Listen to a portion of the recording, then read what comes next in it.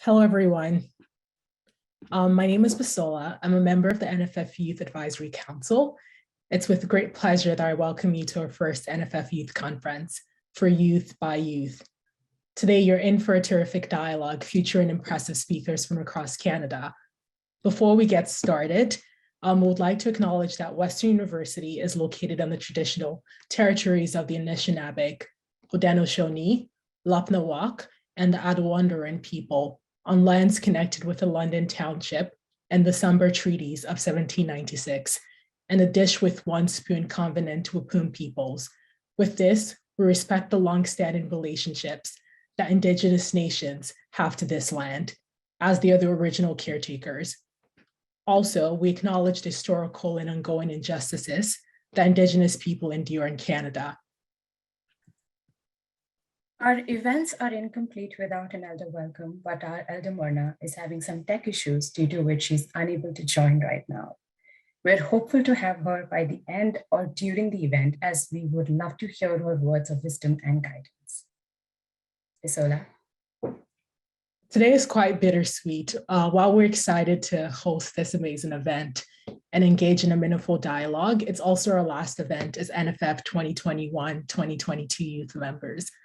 I would like to express my sincere appreciation to the Center for Research and Education on Violence Against Women and Children's Education, as well as the Youth Advisory Council, who've helped put this conference together. In the past year, NFF launched its youth program as a space for youth voices. Our Youth Advisory Council, YAC, is composed of young people who provide support and counsel to the broader youth education program under the NFF. This conference is fully moderated by YAC members. I'd like to introduce my fellow co-moderators, Daniel, Ella, Desnor, and Murado. If you'd like to know more about YAC, the link is in the chat box. Also, follow and interact with us in our socials and get a chance to win $10 gift card for the place of your choice. Our account handles are also in the chat box. We organized the 2022 NFF Youth Conference to create an accessible space for youth to learn and engage in vital discussions. The goal is to have a dialogue about intersectionality of identities and how that impacts people's lives, along with a call for youth action. We have an amazing lineup of speakers with diverse backgrounds, experiences, and expertise to help guide our conversations. First, we'll have a conversation with our keynote speaker, Sandy Hudson, which will be moderated by me. We'll then move on to our first session presentation titled Identity, Is It As Simple as What We See?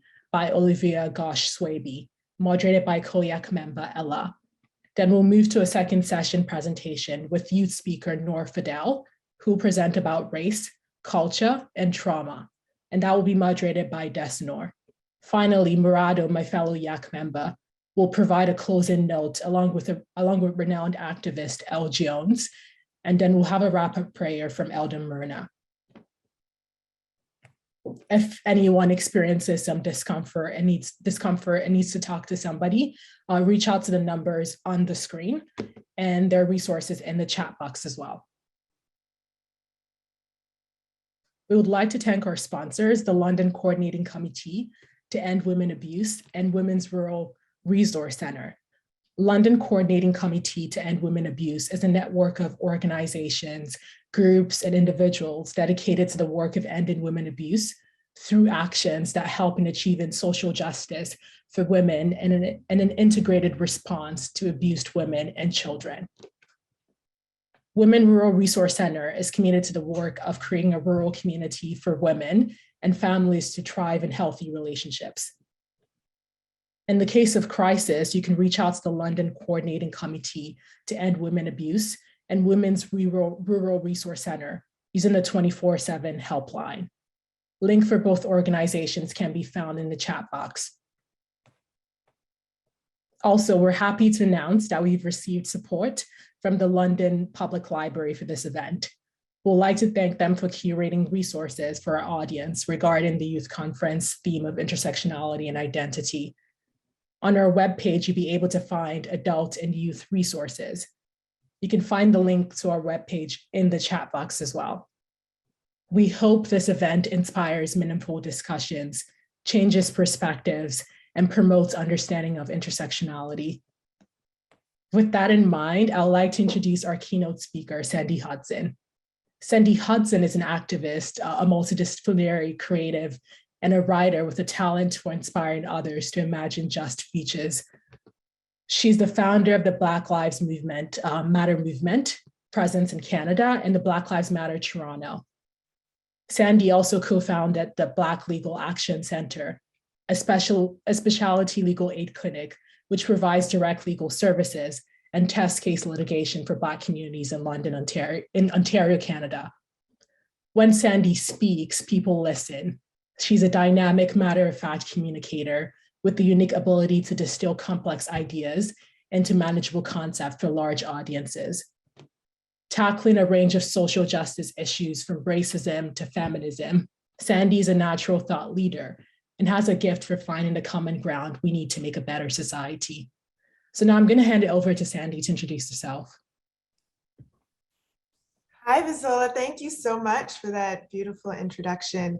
I want to start by just letting everybody know and acknowledging that I come to you from a place called Tovangar.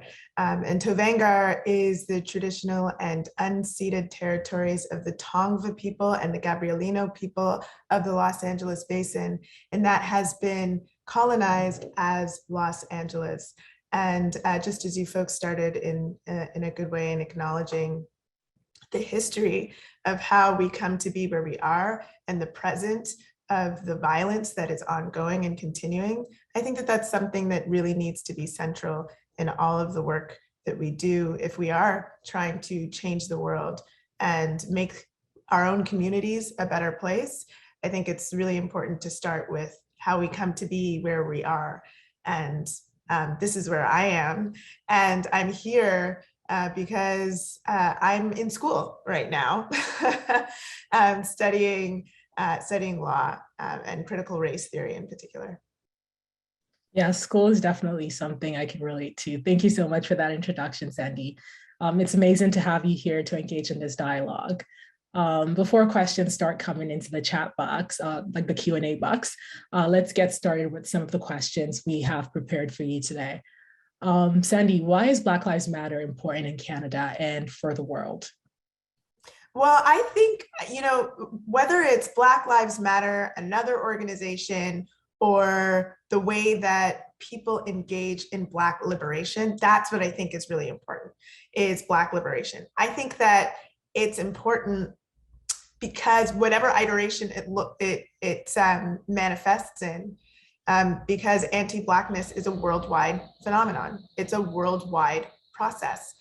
Wherever you go, wherever you are as a Black person, you are confronted with and faced with anti-Black racism. And that could look like individual acts of violence, and it could look like institutional acts of violence, and it could look like hegemonic acts of violence. How even people are able to come to be in this place that is called Canada, originally called Turtle Island. That is something that our communities, Black communities and our Black ancestors, our elders, have been fighting since it became something that was manifested. And I think that it is really important for us to continue that. One of the ways that it shows up in Canada in particular is in a refusal to acknowledge the fact that it exists, anti-Black racism, a refusal to look at the problem, and a refusal to address the problem. And so it's particularly important in Canada that we refuse to allow that refusal to continue, and that we address the very real issues that we are all subjected to as Black people. Yeah, I like that you mentioned that racism is something that manifests on different levels. We have the systemic level, there's institutional racism, interpersonal, and there's even like internalized racism. There are so many different ways that racism manifests, and that's something that's important to recognize. You've been involved with Black Lives Matter, the Black Lives Matter movement for quite a while now, which I'm sure has been a transformative experience for you. What inspired you to bring the Black Lives Matter movement to Canada? It was actually it wasn't quite so much like a bringing of the movement to Canada, so much as a challenge to address some of the issues that we were experiencing locally in our community. So the story is that in 2014, Michael Brown was murdered by Darren Wilson in Ferguson, Missouri. And that was an incident that really struck people all over the world. And in Canada, we were seeing that incident play out on the news, as it should. It was a very important, awful moment that we should have known about. But at the same time, one of the things that was quite frustrating was just before Michael Brown was murdered, Jermaine Carby, a Black man from Peel region, he was murdered by Officer Ryan Reed, Peel Police.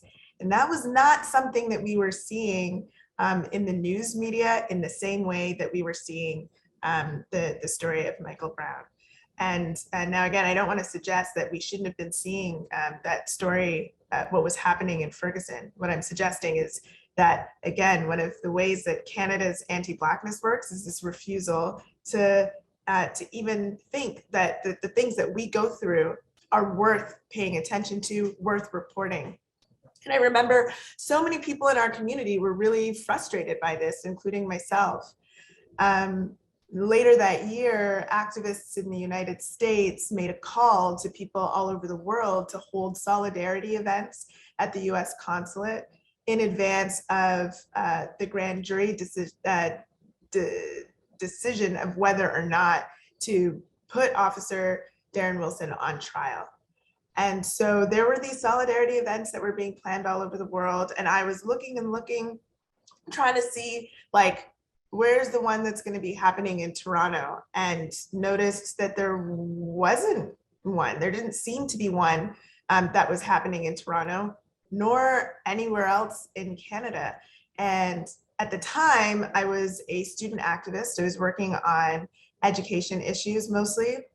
And I was calling all of the other activists that I knew, and nobody had heard of anyone planning anything in Toronto. And that made me really distressed. And there was a point where I was talking to my brother, who's 7 years younger than me, on the phone. And he was expressing that he was also quite frustrated about this, and that he was also quite frustrated about the fact that nobody was really talking about what had happened to Jermaine Carby. Just before we got off the phone, he said, I want to be honest with you, Sandy, I'm also a little bit frustrated with you. And I was like, why are you frustrated with me? And he said, well, you know, you have all of these skills. You've been doing these rallies for tuition fees and for student debt, and you kind of know how to do this sort of thing. So I'm not sure why you're waiting for somebody else to do it. If no one's doing it, then you should just do it. And my thought was, I'm not an expert in this stuff. You know, I've been working on anti-racism work for a while, but I don't know about policing so much. I felt very much like I was not the one to do it. And when I expressed that, my brother said, those sound like excuses, but I'm just letting you know.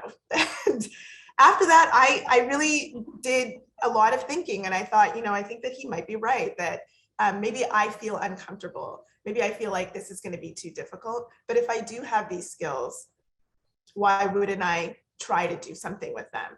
And so I called as many people that I knew who were activists and who were in the community to ask if they would want to come together on creating some sort of solidarity action. And the response was overwhelmingly positive. By the time we were doing this, by the way, we had like less than a week. We had less than a week to do the event on the date that the US activists had called for, which was November 14th. But we did our best. We put together a Facebook event. We organized over Facebook. It was very participatory. We contacted Jermaine Carby's family as one of the first things that we did to see if they would want to be a part of this. And they definitely did. They helped us to organize it, and they were part of the speaking of the event. And as we put up that Facebook event, we noticed, activists from Vancouver, from Edmonton, from Ottawa, from Montreal were calling us and saying, can we copy the event page? Do you have flyers? Do you have posters? And we were sending all of that stuff all over the country to the people that we knew. And again, we planned it with about 2 days. Really, we had 2 days. And at that point, I'd been an experienced organizer. I knew that what we planned for, maybe 100 people would show up. On the day that it happened, which was a snowy day in November, 3,000 people came. And the people who came were mostly Black. And knowing that we didn't have that much time, what that told us was that people were doing what I was doing. They were waiting. They were trying to find who is having this solidarity event.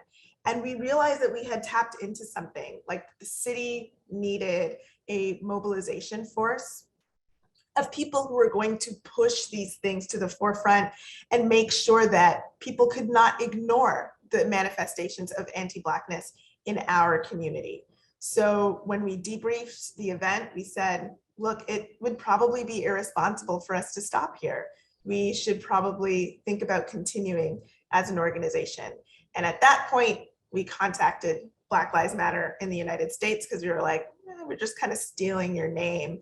But it turned out that we had a lot of the very same principles, and working collaboratively, just like our elders had and just like our ancestors have worldwide, made a lot of sense.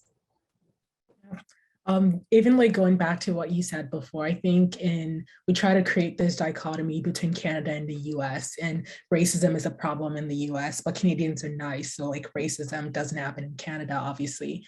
And, that decision you made to, do something, strived like a movement across Canada. And that's amazing. And I guess your work as an activist requires you to confront some of the cruel realities of racialized and marginalized communities in Canada. How do you stay hopeful and stay inspired after seeing all of that? Yeah, there's a few things that you can do to stay hopeful and inspired. One is to organize intergenerationally. Because if you are connected with elders who have seen it all and are still active, they can give you a lot of good tips about how to move through the difficult moments, and how to keep yourself afloat during those difficult moments, and how to make use of joy to help you move through some of the more difficult things that we engage with. Because a lot of the work that we do is death work.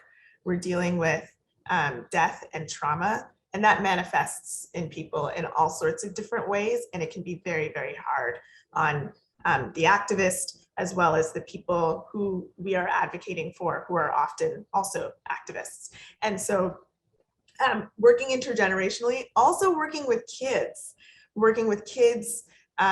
children, can be a real inspiration as well. They have a lot to contribute to our movements. And the way their creativity is not so boxed in as some of our creativity might be. And so that can also be a way to make sure that we're inspired.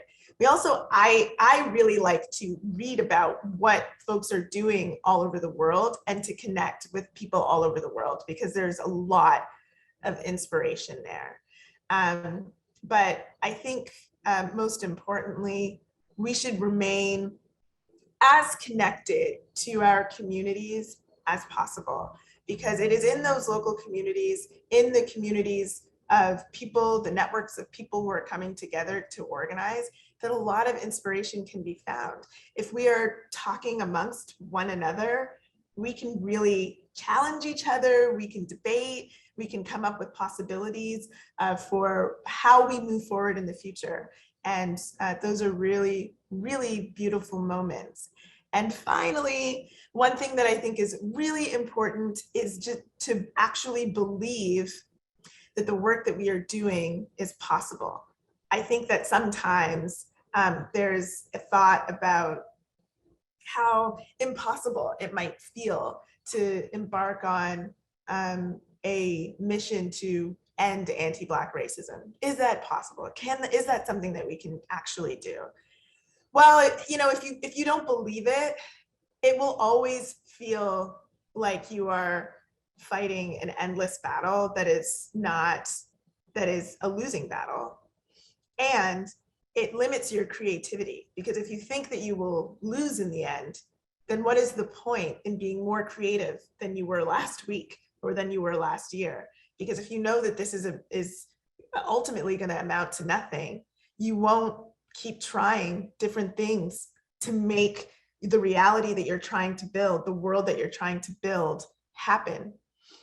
And so I really think it's important to approach any sort of change-making work with the idea that, number one, the win is inevitable, that it is going to happen, that we are going to eliminate anti-Black racism. That to me is of crucial importance, because that will inspire you to think about how we get to that eventuality, if it is indeed inevitable. Yeah. As a person who volunteers myself, even though what you're volunteering for, and you have to face the cruel reality of what's going on, there's joy in a movement and just people coming together, and like these people actually care about what you're doing and wanting to bring about change. I think it's time for us to introduce the concept of intersectionality. The word intersectionality is thrown around a lot, and the concept is not well understood by everyone. What exactly is intersectionality? What are the origins, and why is it so important? Wow, great question.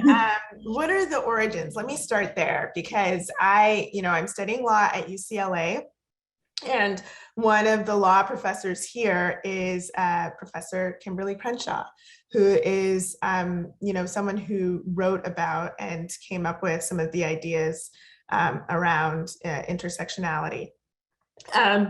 The origin is I actually don't think that this is well known, but the origin is in legal theory. And the idea was that in the United States, the law works so that if you are trying to challenge someone for being racist, if you're trying to make, say, the equivalent of a human rights challenge in Canada against racism, in the United States, the rule is that in order to win that lawsuit, in order to win that challenge, you have to also prove that there was no discrimination on any other grounds. Okay, so to make that clear, to say that in more layman's terms, you have to prove that you experienced racism and that you did not experience sexism and that you did not experience any other form of discrimination, racism alone. So, and if you are making a challenge on the idea of sexism, you have to prove that you were not discriminated against on the basis of race, that you were not discriminated against on the basis of any other form of discrimination. And if the other side, if the lawyers on the other side can prove that, well, this wasn't racial discrimination, this was gender discrimination, then you lose your race-based racism challenge. And if the other side can prove, in a sexism case, can prove that there was racist discrimination, then you lose your sexism challenge. So what does that mean? For a person who is, for example, a Black woman, which is what Kimberly Crenshaw was originally writing on, they were often losing these cases because these forms of oppression operate together on a person who is a Black woman. There's a type of anti-Black racism that impacts Black women that may be different than what Black men are experiencing. There's a type of sexism that impacts Black women that might be different than what white women are experiencing. But these women were going to the courts and challenging their experiences of racism and sexism and being told, well, you can't, it wasn't just racism, so you can't win that. Or it wasn't just sexism, so you can't win that. And so the idea of intersectionality was to address the absurdity of that in the legal world in America, which is a rule that still exists. It really doesn't make any sense. And so that has now been expanded to apply to all sorts of different arenas outside of the law, but you can see how that would work outside of the law. Because look, you know, if moving through the world as a Black woman means that I experience oppression as a Black woman, that the oppression that I experience might be different than someone who is a Black person who is a trans woman. That is a different form, there's a different form of oppression that enacts upon that person. And so intersectionality is really a recognition of the idea that we don't live in these siloed boxes of identity, that there are different ways that oppression is impacting each of us as our whole selves. And so the origins are from this legal theory that is a part of critical race theory, but it is applicable, you know, throughout our entire lives, how we experience the world every day. Yeah, thank you so much for introducing the concept of intersectionality to the audience.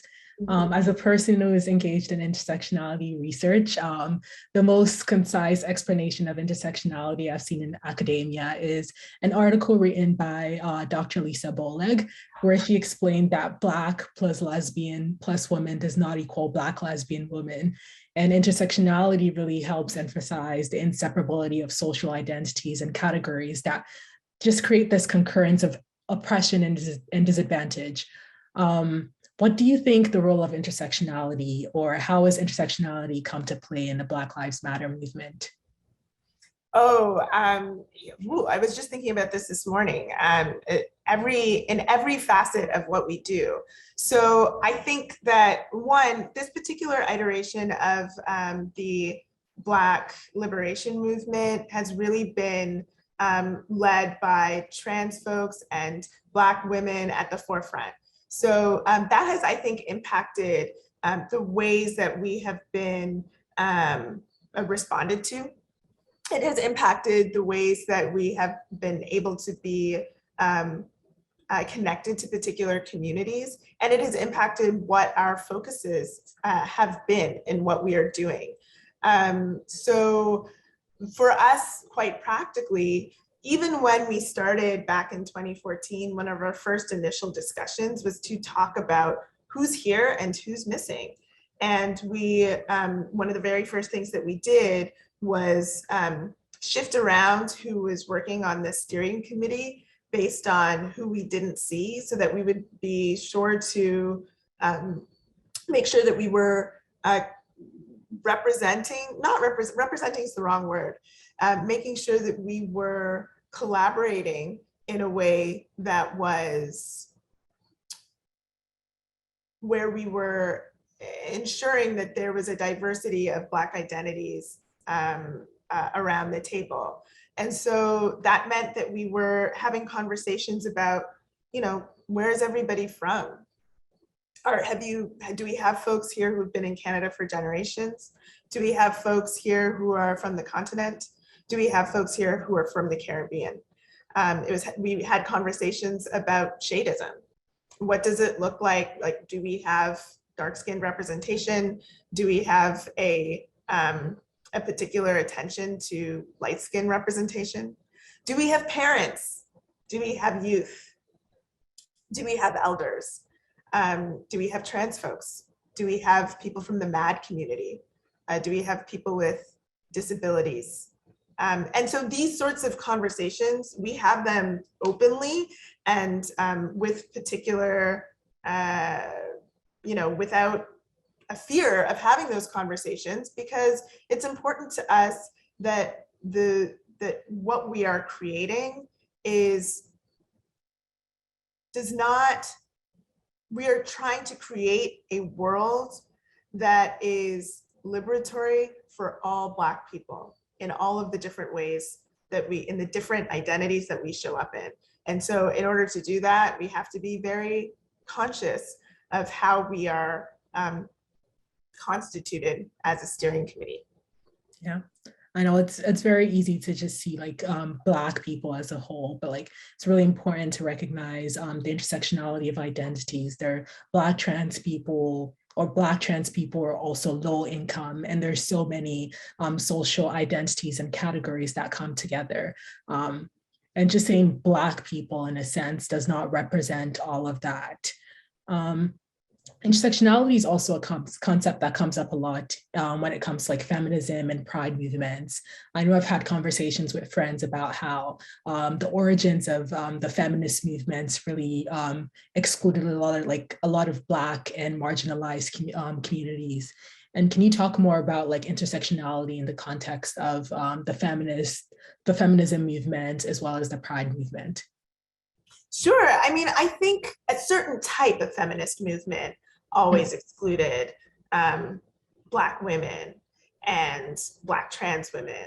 But I also think that Black women have been integral to the feminist movement from the very beginning. If you take a look at some of the history of what some of the most famous and revered white feminists were saying, a lot of what they were saying about their liberation, they were taking from ideas that were developed from people who were trying to escape enslavement. And they were taken from ideas of, in particular, Black women who were making arguments about how our world needed to change. And so even though there was this, the early feminist movement was explicit in wanting to, what we typically call feminist movement, the white feminist movement, was explicit in wanting to exclude Black women from what they were calling for. Some of the earliest forms of feminism that we often talk about is suffrage movements to get the vote. And white women were quite explicit that they were not talking about Black women with respect to getting the vote. But again, a lot of the ideas that they came up with came from Black women, and Black women at the time were engaged in life that looked very different than what white women were engaged with. And so whether that means, in the early 1900s, Black women always being expected to work while white women were fighting for the opportunity to work, and what those two very different experiences meant in terms of what they were fighting for when fighting for women's liberation, or whether that looks like reproductive justice movements where white women were perhaps focusing on trying to get the right to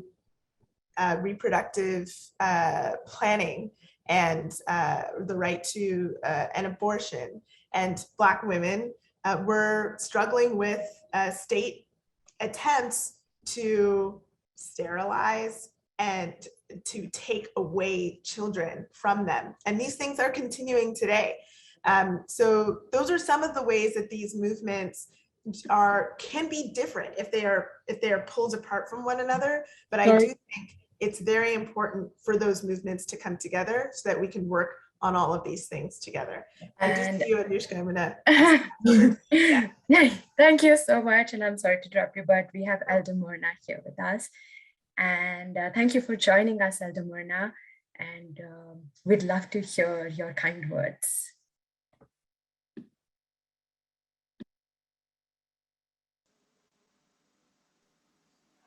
One of the way Maganaduk, Ishkute Makasan, Qua and Ishin Cosmo, do them.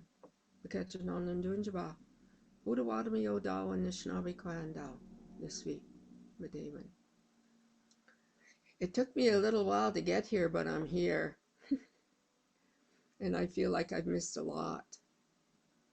And I really enjoyed what this lady was talking about women and all of the things that have happened over time to women and girls. And those things are really important to understand, because from the beginning of time, when we look at that from the beginning of time, no matter who you are or what part of the earth you are from, we are all one heart, one body, one mind, and one spirit. And that's the way the Spirit made all of us at the beginning of time. Over the period of time, different things have happened that caused things to change. Our connection to the earth, our connection to the sky, our connection to each other. The thought of walking in harmony and balance with one another seems to have fallen by the wayside. The idea of walking together side by side, male and female, not one walking ahead, nor one walking behind. It is beside. Where did those things go? Where did those things journey to? Because what we're seeing now with everything that is going on around the world, it has changed. And that's what I heard that young person talking about, the change. All of these things, when at the beginning of time, everything was in balance, everything was equal. All relationships were in harmony and balance. So what has happened to all of us, and what has happened to the world, which causes this imbalance to be happening? So those are some of my thoughts, and I apologize for not being here right at the beginning of this, but I was having technical difficulties, but I'm here now. So thank you for the moment, and I'd like to continue listening to all the things that people have to say. Chimigwech, I'm here with you. Thank you so much, Elder Verna. Thank you so much for joining us and for your kind words. And Bisola and Sandy, you can start. Thank you. Thank you so much. Thank you so much, Elder Myrna, for providing that beautiful prayer for us. And I think I'm gonna start with some of the Q&A questions. So someone says here, as a young person, I often feel like I have many outlets to make a difference and actually participate in this social movement. What's something you would suggest we can do to contribute to advocacy and action? Yeah, that's a really good question. Thank you, Sonia, for asking that. I think that these opportunities exist in our communities, whether we recognize them or not. And I think that story that I told about how we started in 2014 really taught me that, because I think that when we are experiencing some form of difficulty that is impacting our ability to participate in the world, whether that's racism or sexism or another form of oppression, it can feel like a very isolating thing. It feels like it's just you, and it's not a conversation that's often happening out in the world that you can really connect with. But I guarantee you that there are other people who are experiencing that too. And part of our greatest strength in addressing these issues is to come out of those kind of isolating places. And so if you can't find a particular organization, I think you might want to try connecting with people in your community and seeing if there's a will or an interest to start an organization, or even to just start talking about it. I really do think that breaking this sort of way that our world teaches us to be quiet about these difficulties that we experience is one of the it's a really powerful thing that can inspire these movements to come together, people to come together, so that you can make use of that greatest strength of ours, which is our collectivity. Yeah, and definitely. I know something I've heard is also trying to be an anti-racist in your daily life and your daily encounters and standing up for what's right. I also have another question here. So this person says, recently I was in a conversation with someone who threw the reverse racism card at me, expressing they experience more racism as a white male than I do as a colored female. Without taking away from their struggle, I wonder how do you go about explaining the systemic racism that many of us experience?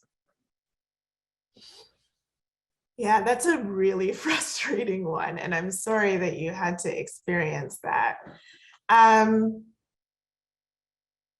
One thing that I think is important when we are having discussions about racism is to make sure that you are honoring how absurd some of these discussions can be, because that sort of someone throwing that at you when talking about racism is, I think, an absurdity, and we should recognize it as that, number one. And so you should give yourself some space to experience that. I see in your question, you're being really generous. You're like, I don't want to take away from that person's struggle, but I also want you to be generous to yourself about how you experience somebody throwing that back at you. That's really frustrating. One of the things that I've seen in really, base level conversations, workshops about education spaces about these sort of things is that sometimes people who don't experience racism or anti-Black racism or certain forms of oppression, when they hear about these discussions, what they hear is, you have never struggled in your life, which is not what anybody is saying. And I think that when you say, without taking away from their struggle, if there's something that you want to acknowledge, you can acknowledge, like, look, people struggle in their lives and nobody's saying that you haven't struggled. But I think depending on how the conversation is brought up, it is important to say, like, there is no doubt, there is no disputing the fact that anti-Black racism, or that experiences of racism, sexism, other forms of oppression, homophobia, transphobia, hate, impact people of color differently, impact Black people differently, impact whatever identity we're referring to differently. It's not something that we need to debate, because it's out there. Like, you can see it in the statistics of who gets hired where and when. You can see it in the statistics of how poverty impacts particular identities. You can see it in the fact that the last segregated school in Canada closed in the 1980s, and people don't even know that. You can see it in the fact that the last residential school in Canada closed in the 1990s. I mean, to me, the other question that's important for someone who's experiencing that sort of conversation is this conversation worth my time? Do I need to sit here and explain to this person when it's so, the knowledge on this stuff is so ubiquitous? Do I need to sit here and justify the fact that I should be working on these issues because it's something that I do experience, to someone who's refusing to look? And sometimes the answer is going to be, yes, it's worth it. And sometimes the answer is going to be a resounding no. And you shouldn't have to feel like you need to justify doing social justice work to someone who is trying to invalidate the work that you're doing, when it is so clear and indisputable that this is something that is impacting people everywhere. Yeah, definitely. Yeah, everyone struggles in life, but it's different when your skin color makes you a target, and when systems are against you because you're Black. And even as a Black woman myself, I tend to remind myself that it's not my job to educate people about racism, and not everyone is worth my time. Another question we've got here is, what are some of the struggles you faced that are directly related to your status as a woman of color, and how did you overcome them? I mean, there's lots, and I don't think I've overcome all of them. I mean, my pathway to even coming into this work is as someone who, you know, I grew up without a lot. My family, I grew up in poverty. And when I first went to school, I thought that I was going to be a software engineer. I like coding and I like video games, or I did. I don't really anymore. But I liked video games, and I expected that that was what I was going to do, was to make video games. And I got accepted to the University of Toronto in computer science. And I couldn't afford those tuition fees. So I worked 3 jobs while, you know, trying to compete with all of the other students. I received the maximum amount of OSAP. And then I was told, I didn't have this experience, so I didn't know. And I was first in my family to go to post-secondary education, so I didn't know that the tuition fees for that particular program doubled in your second year. And I was like, there's like no additional support. I spent all of my extra time not studying, but working to make money so that I could live.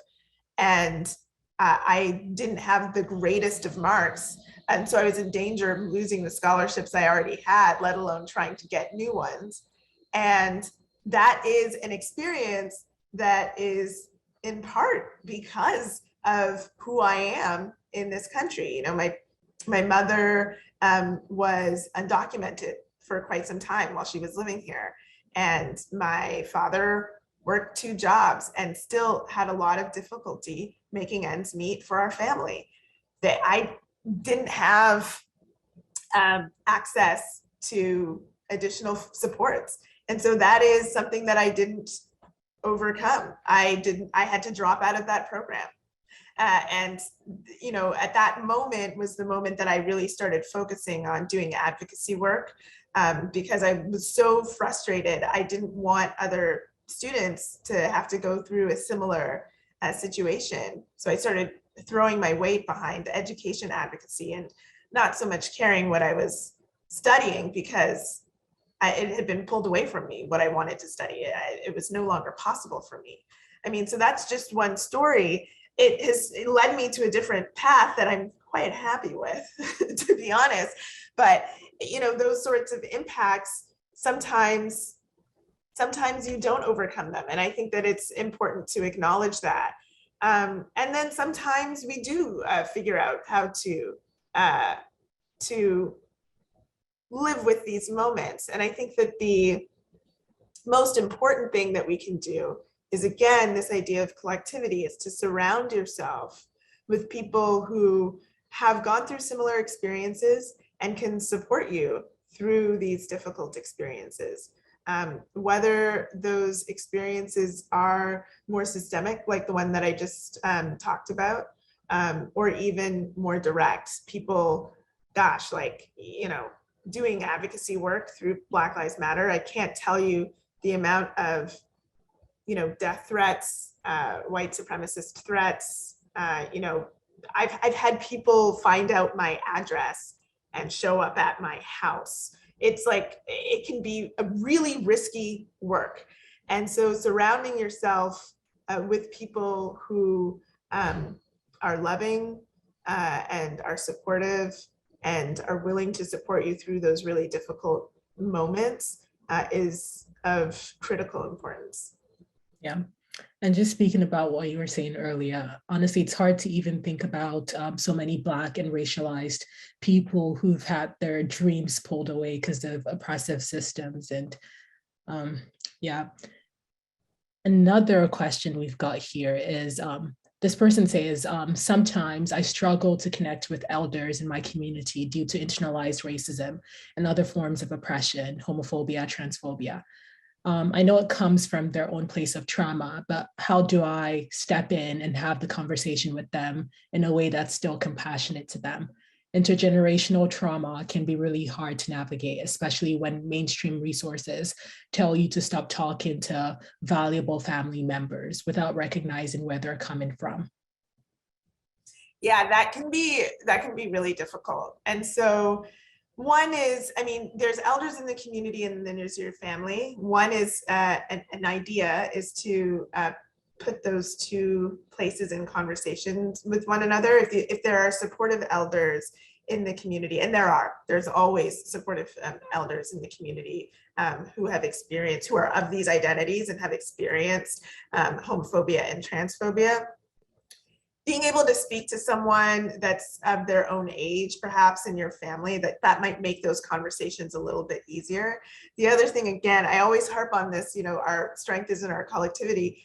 I wouldn't try to have those conversations alone. As someone who has had to have some of those conversations in my family as well, very, very difficult conversations. I think, you know, when I think about the conversations that my cousins and I have broached with some of my uncles in particular, the more successful conversations come about when we are doing them all together and we are engaged in conversation as a group rather than trying to tackle things one by one. I think we also have to have, you know, there's two things that are in tension that I think you should try to hold at the same time. One is that people shouldn't have to subject themselves to the transphobia and homophobia that they are experiencing from their families. That's one. If it is too much, if it is traumatic, if it is something that is harming your health, then I don't think you may have to make the decision about whether or not that's the best course of action for you. The other thing that's in tension that should be held is, you know, what you're saying. You know, we should recognize where they're coming from, and part of where they're coming from are these hegemonic systems, this whole world shaping us and telling us that there's only a one way to be right, and that one way to be right is to be, you know, a wealthy white man, like a wealthy white straight cisgendered man, and that messaging is really strong, and people are socialized into that messaging from the time that they are children to, you know, like every day of our lives, we're getting bombarded with messages that say that this is the perfect human and everybody else is wayward. And we're getting that information through a variety of sources. It may be a manipulation of how people discuss religion. It can be how we are socialized in school. It could be their own family. And that is, again, trauma. So these two things are in tension because you want to recognize that, you know, just like we have come to consciousness at some point and have sort of rejected these ideas that have been indoctrinated into us, we want to offer that opportunity to other people who have not had a chance yet to think about some of these ideas critically and deeply. At the same time, we have to think about our own health. Each situation is going to be different in terms of evaluating these tensions and figuring out what is worth it to do. But I think, again, that in trying to tackle these things with other people, that is a way that we can be as careful with our own hearts as possible, while also being attentive to the hearts of everybody around us. Because at the same time as we may want to be generous and supportive of somebody else, opening up their opportunities to come to consciousness around these issues, we also want to do that in a way that protects our own heart and doesn't, you know, re-traumatize relationships and experiences. So really, you know, think through what your strategy is going to be and bring other people into that conversation, because that's not something you should have to face alone. Intersectionality is a way to engage in a conversation on how oppression and privilege overlap and reinforce each other. Why do you think this is an important conversation for youth specifically? And what do you think is the call for like youth action from an intersectional perspective? I mean, I feel like that's a really big question. Yeah. I feel like we could spend the entire conference just talking about this. Right, because intersectionality is kind of a way to understand the world. And so if it's a way to understand the world, I mean, the world is calling for us to do all sorts of different calls to action. And so I think that if you care about something, anything, hopefully you do, you will approach it from understanding that intersectionality being a way to understand the world means that whatever call you are making can be viewed through that sort of framework. So, for example, if we're talking about the climate crisis, there's a way, and there have been organizations who address the climate crisis without thinking about the different people and identities who are involved and how people are going to experience the climate crisis differently. I think that that is an approach that will lead to certain people continuing to be harmed by the climate crisis because you are not thinking about how who is impacted is going to be experienced differently because of who we are. But if you do have like an intersectional approach, you will understand that the way that the climate crisis is moving forward, it is going to be experienced differently by, for example, mothers who are expected to do caregiving in a particular way, and who are expected to make ends meet if they are single mothers. And the fact that the climate crisis is having an impact on what jobs are available, is having an impact on the price of goods that are necessary to sustain someone, to be alive, is having an impact on what areas are experiencing the most urgent forms of change in their climate first. What areas are flooding first? What areas are being subjected to fires first? All of that sort of stuff is going to impact a person, a single mother who is struggling to make ends meet differently than it's going to impact someone who has all of the money in the world to be able to make choices about where they live and who takes care of them. The climate crisis is a crisis of humans. It is a crisis of humans and our relationship to the world. There's this, arbitrary distinction that we make between like humans and the environment, but we are a part of the environment. Our existence is dependent on each other and dependent on being in balance and good relationship with the land, our world. And so if we're not thinking about things in that sort of, in an intersectional way, in a decolonial way, in a way that is thinking about justice in terms of, in a holistic way, we are going to miss out on supporting all of the people who are going to be most harmed by an issue, by the climate crisis. And that is expanded, that is applicable to all sorts of different issues that we are experiencing in our world today. Yeah. I agree. For the youth education, that could even be like recognizing that Black women are less likely to have completed high school in Canada compared to white women. And that's not even just a race problem. It's also not just a gender problem. It's both. And just like recognizing how the convergence of race and gender stereotypes may play out in the classroom and in different settings. And that's just something that's really important to acknowledge. Mm-hmm. I have a question here about how do you answer the debate between All Lives Matter versus Black Lives Matter.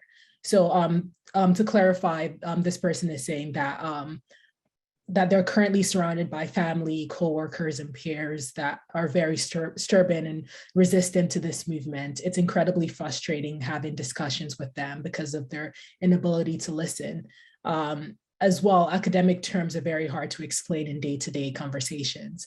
So to rephrase, how would you have the conversation with those that have a hard time acknowledging others' perspectives? Yeah, well, I mean, one thing to say is that I don't think that this is very academic to say Black Lives Matter. Maybe you're referring to the ideas of intersectionality, and so I can understand how that can feel like a more academic discussion. But I do think that we should approach some of these conversations with again, two things in tension in mind. One is trying to make the conversation as accessible as possible so that people can understand what we're talking about.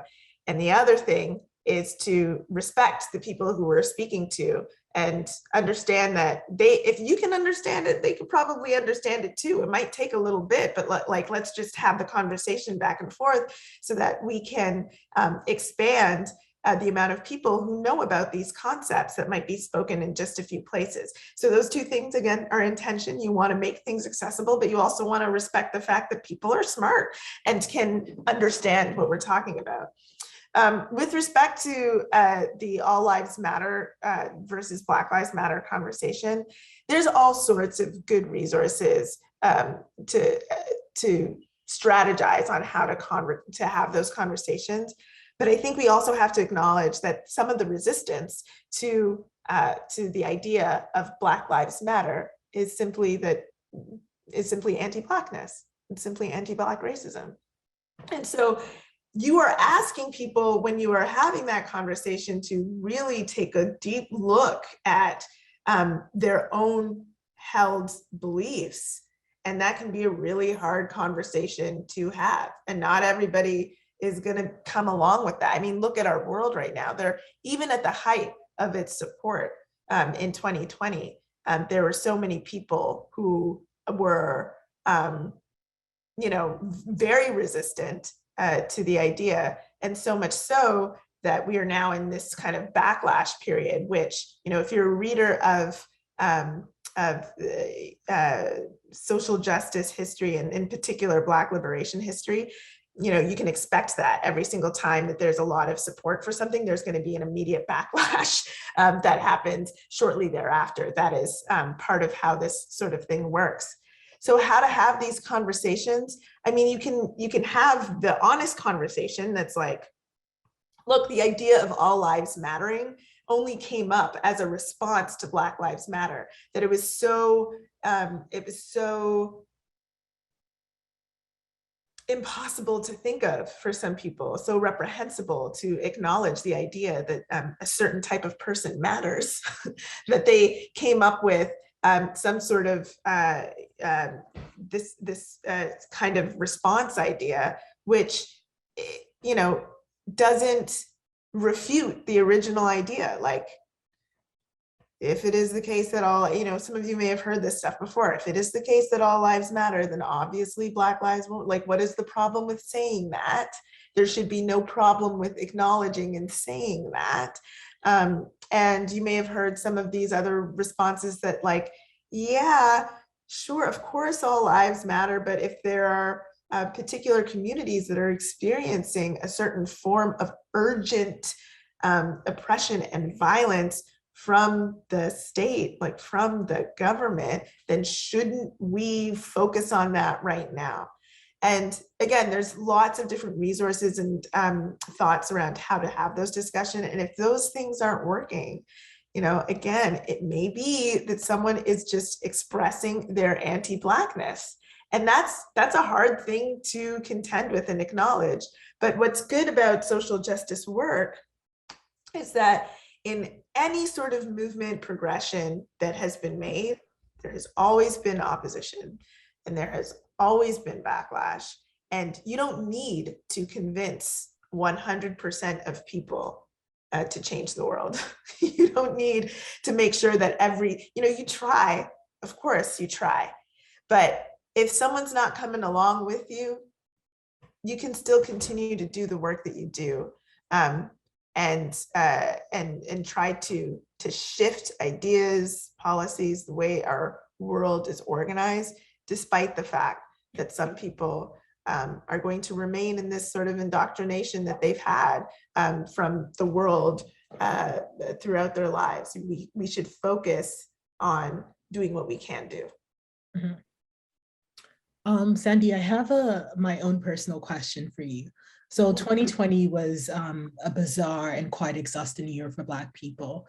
And the murder of George Floyd sparked international outrage.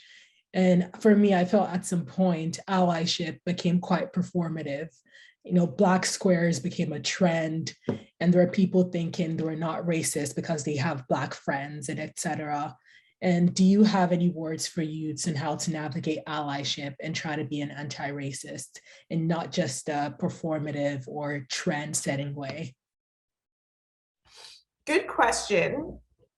I think that the number one thing you can do is to be in conversation with leaders in, not even just leaders, community members in these movements, people who are involved in movements, to ask what would be helpful.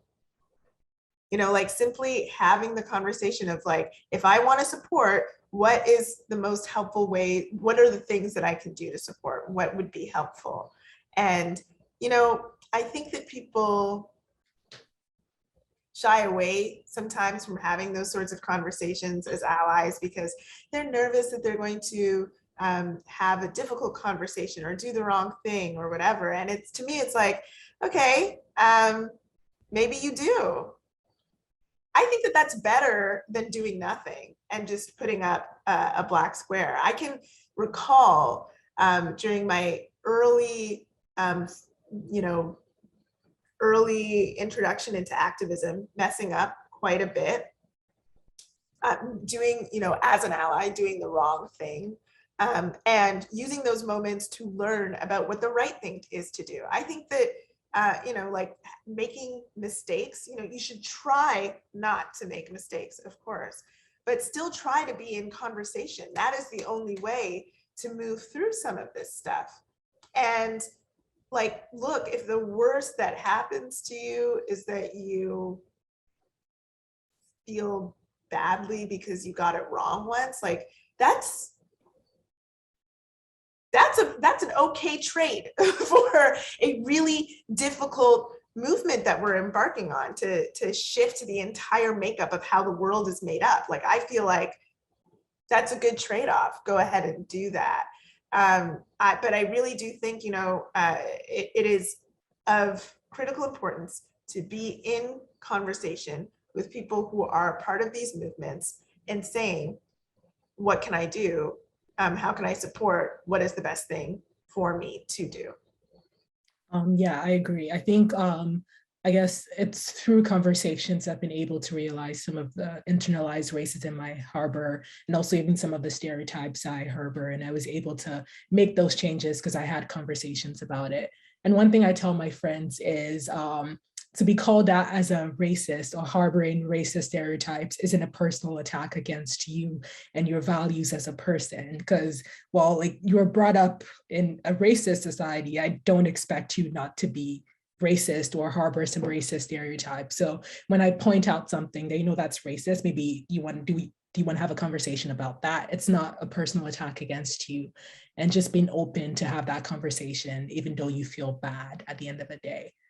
The other thing, yeah, I agree with that. And the other thing that I would encourage us to all think about, especially in this like world and time of social media, is to think about, like, if you're just gonna post something, think about whether that is about you or if it's actually about the movement that you're claiming to support.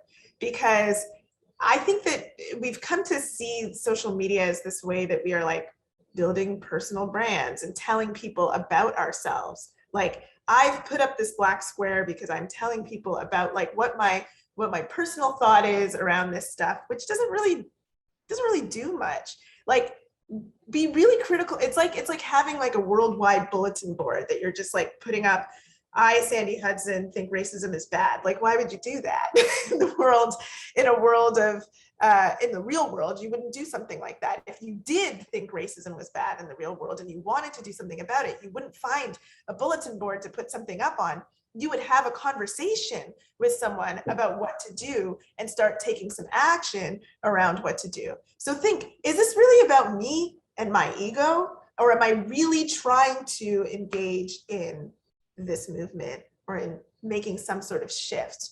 And that might help with how you are engaging allyship, or even just how you're engaging in movements at all. Yeah, I agree. I definitely had to do a lot of thinking myself when I post on social media. I'm like, is what I'm posting really helpful for the people I'm trying to support? Or am I just trying to, put my mouth there? Because sometimes it's just better to stay quiet and just listen to what people are saying instead of trying to post something that might not be even meaningful or helpful to a movement on social media. I think this is our last question for today. Someone asked in the chat, how would you have the conversations we've been having today? How would you have those conversations with children?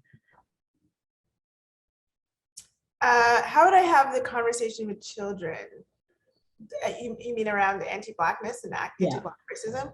I think that one thing is to ask the children questions. Like, children are remarkably insightful with respect to racism. They recognize it and they can explain in their own words what's going on. It's important to understand what level of understanding that they are at. And so to first, I think, ask questions about racism, ask questions about what they would like to change. I think that that is really important. For those of you who don't often work with children or aren't around people who are experts in working with children, there is lately a lot of really great books and resources that are being created that introduce these ideas in an age-appropriate way that can help children to concretize their own ideas and their own experiences in what they are experiencing, help them to concretize and understand them. And so I would look up some of those children's books that are being created about racism, those that talk about their own individual experiences, and also those that kind of talk about the world and how the world is. And I think that that would be a good opener. Those resources that have been created by experts. And otherwise, again, I think questions are really important. Listen to what children have to tell you and then engage the conversation in that way. Make them an active part of that conversation. Yeah. It's been great having this conversation with you, Sandy. It's been an amazing opportunity to talk about the important work you do, the importance of intersectionality, and also youth action. Thank you to our audience for the active participation in the Q&A session. We will now take a 5-minute break, and then Ella will be moderating the next session with Olivia Gosh-Swaby, where they will engage in discussions about identities. Thank you. Thank you.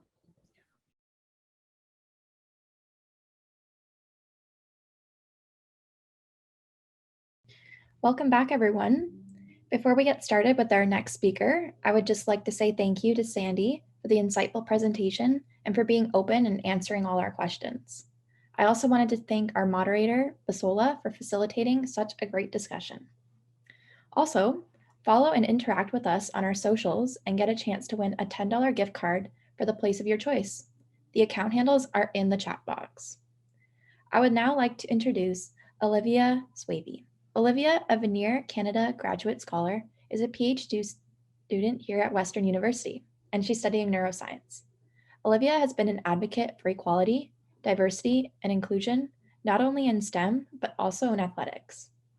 Olivia is an extremely accomplished student, as she is a former executive member of the Brains Can and is currently a chair for multiple Schoolic EDI committees and initiatives. Outside of university, Olivia manages the Ontario Women's Intercollegiate Football Association and is a member of the Football Canada's Diversity Task Force for Women and BIPOC athletes. It is with great pleasure that I now welcome Olivia to share with us her unique student-athlete perspective. Thank you so much, Ella, for the kind introduction. I am just going to share my screen, so bear with me here. Perfect, and hopefully everyone can see that. Okay, can you see that identity slide right up on the screen there? Ella, awesome.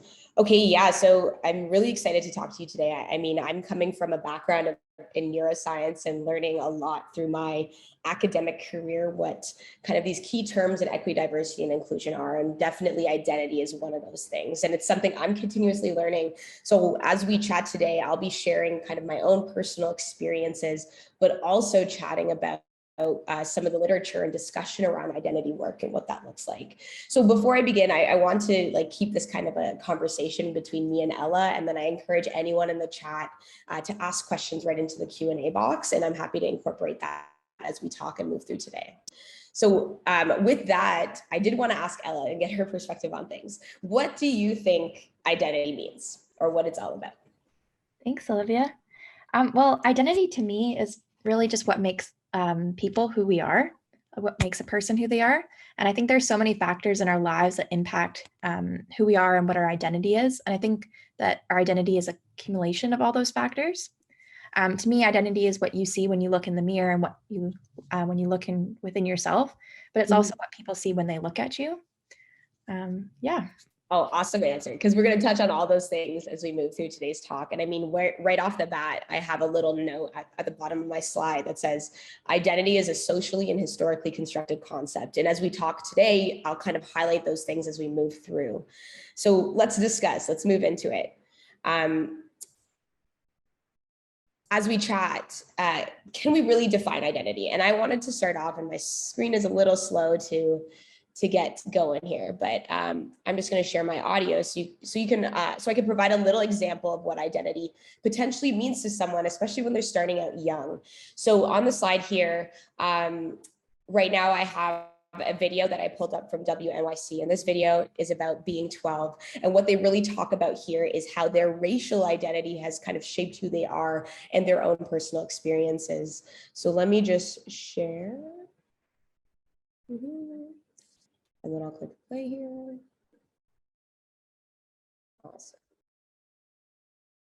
I am an African-American adopted girl, only child, and I live with my two dads. I remember when I was... So again, that was a very quick clip. So the key thing here that I wanted to highlight was the fact that in this one individual, and my slide's just about to change for a second. Sorry, yeah. So what I wanted to highlight here is that this young girl, she identified herself as a girl. And for example, my own pronouns are she/her.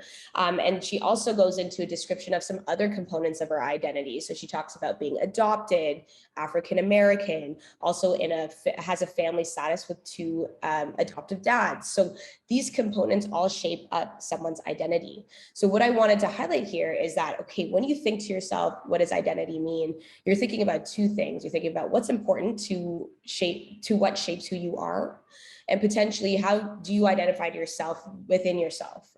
Okay? So some of the key components of that, when I break it down, is that it can include things like gender, social class, age, sexual orientation. It can also be determined by the experiences that we have on a daily basis. So especially for youth, as you start out young, you're still learning. And one thing I wanted to highlight is that identity can be changing. It's fluid. It's not something that is the same at every single time point. And really what shapes that identity is the fact of considering, hey, do we fit in? And do we fit in with this group or another group? And how that can actually change depending on the social, political, and economic power within a certain situation. And then Ella highlighted really nicely some other examples. So sometimes what you see in the mirror, or it can be things based off of those biological and physiological markers, but it could also be things culturally too, right? It could be the foods you eat. It could be the clothing you wear that shapes parts of your identity as well. It's composed of these ideologies, and it's sometimes shaped by other things. And I'll talk about this in a bit more detail, including biases, right? It's some of the things that we experience on a daily basis that helps shape our thinking. Olivia, on the topic of identity, I was just wondering, how have your experiences as a student athlete shaped you into the person that you are today? Yeah, and I really love this question, Ella, because I think in talking about this work, I have to kind of bring in my own identity as we chat today. So I kind of gave this slide away a bit earlier, but I wanted to get a bit personal here. So how I identify, I use the pronouns she/her. I am a cis heterosexual woman, but I'm also Black. I also I'm an athlete. I'm in academia. I enjoy STEM and science. I grew up in a household that was a single parent. I was of low socioeconomic status. And as you see me and hear me talk, I'm talking about all these identities that help shape who I am. And these experiences really do boil over into the academic and sport world. And I wanted to share a really good example of that from another personal experience from a chemist named Rochelle Burks. This is from a really great documentary known as Picture a Scientist. If you haven't seen it, Western is offering it for free through one of the EDI committees I run. And then you can also watch it on Netflix. So I'm going to share this here. Academia my job. But then there's also some real bullshit. Pardon the language. In academia, as women of color, we're going to have different types of abuse from different people.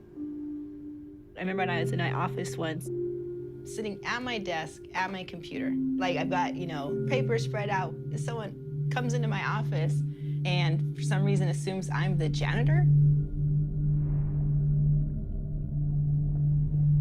I mean, I've been in meetings where you've made a suggestion or said, well, what about this? And it was like you never spoke at all. But if a white guy says it, you're like, and now it'll magically be heard. Everybody watch this. So yeah, I'm going to pause it there. And she highlighted two key things that I've been experiencing as I move through STEM as a Black woman. So the first thing is you're often the only one in a space, right? The higher up you move through academia, the more you lose other members of different identities, especially those who are marginalized within those groups. So she talks about the fact that she was mistaken as a janitor. And I even pause on the screen here of this iceberg theory, right? You see these things on the top, but then when you think about people moving through and learning about their own identities, a lot of it is actually not seen. It's stuff below the surface. Her experience in this case was being mistaken for someone who doesn't belong in a space of academia when that's not the case. The other being, and I've seen this in the sport world myself, I work in football. That's American football. It's a male prominent sport. That's what we see most. And I was in a meeting where I was talking and giving about ideas on how we can grow the game.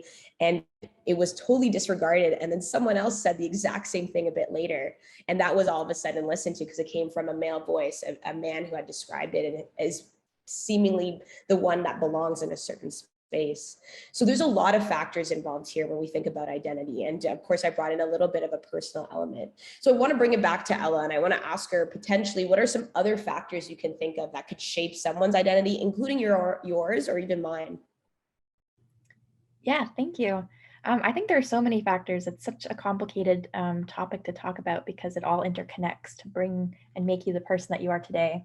And I think that there are some factors that are physical and things that you can see when you look at a person, like the gender and race and sexuality. But then there's also factors in your identity that you aren't so able to see unless you try to get to know somebody, like who their family are, their friends, their culture, their traditions, the languages they speak, and their hobbies.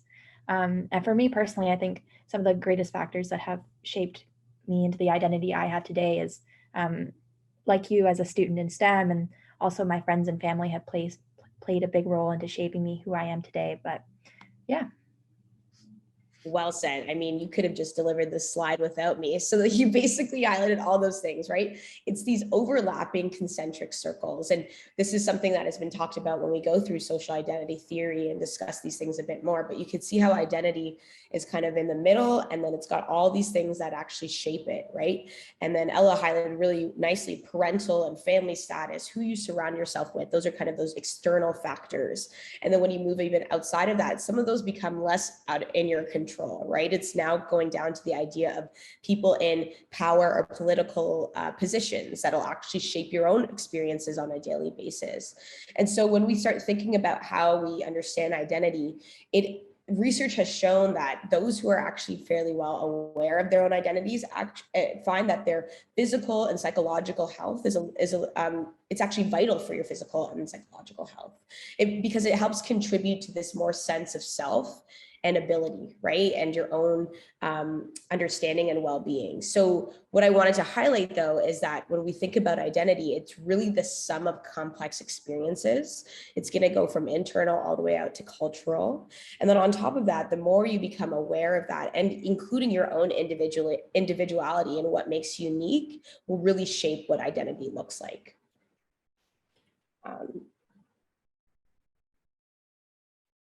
And then when we talk about shaping identity, a big part of that is bias, okay? And sometimes you don't think about bias on a conscious basis. So it can be unconscious, it can also be implicit. And the reason I bring up bias in this is because it's a lot of that external cultural influence on how and how we see things. So for example, if you think about a fog as we walk through the air, it's something that we breathe in without really being aware of it. And that's what we experience on a daily basis. We have media, we have news images, we have conversations with friends or family, we have conversations online, and all of these will help shape how we see certain things.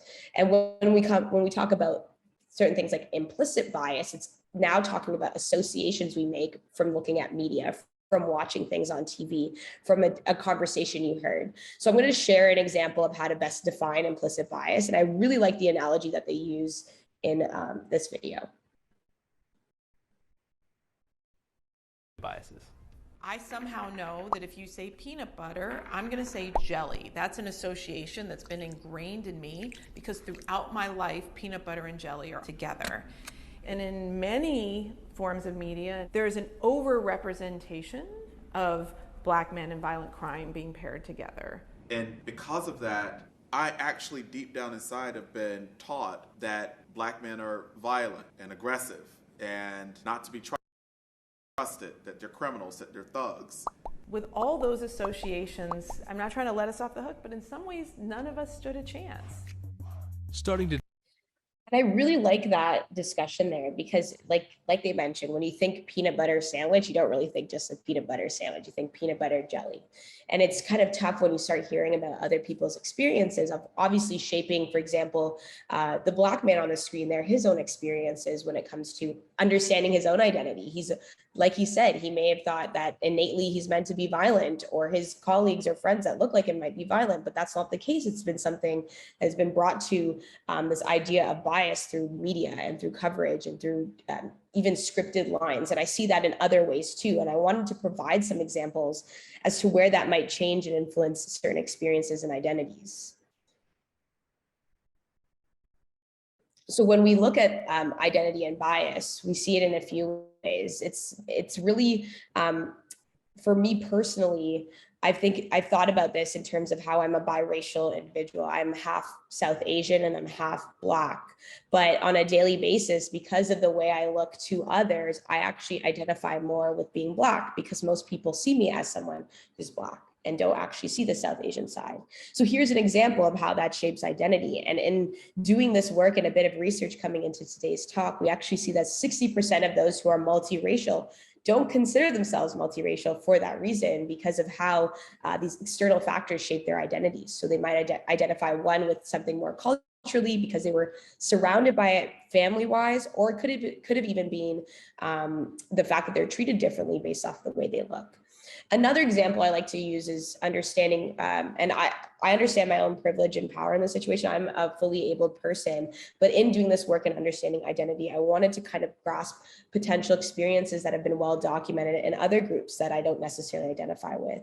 So when we look at a persons with disability, for example, what we see with these cultural and external biases and influences, it can actually change their own identity, and how those who assume that they have a lack of intellectual ability because of their disability status, that they themselves also identify similarly, when that's not the case. It's really the society that is shaped, the fact that it's meant for able-bodied persons, that make things a lot harder for someone with disability when they're actually fairly fully functional on their own. Another example is the fact that what we see in terms of low income status in Canada, predominantly affects those who are bisexual and trans people, right? Half are experiencing some sort of poverty. And then on top of that, they're making less than $15,000 per year within our Canadian population. And we start to see, and we heard Sandy talk about this earlier, this idea of intersectionality and how that'll influence experience. And in this case, we're seeing the intersection of mental health status and stuff like this as well too. So identity is all intermingled with so many things that I wanted to highlight that it could actually change depending on the person and their own experiences. But we also find instances where individuals will exploit others' identities. We start to see that more in pop culture. And this has been a discussion talking about particularly Black femininity and Black culture, right? What we're seeing is that many outside and who don't necessarily identify with that culture are adopting these things. One, because of bias, two, because of unconscious bias, and also not being aware that they're using their privilege and power and taking advantage of another group's identity to further their own. So here's an example from Instagram/TikTok.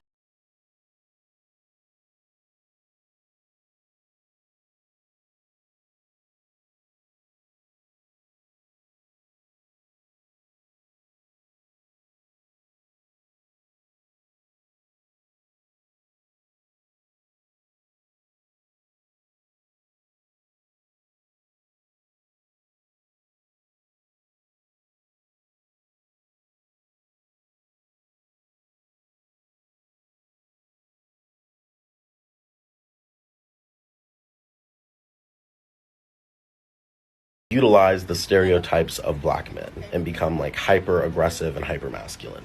Audre Lorde talks about this phenomenon in her book Sister Outsider. Go read it.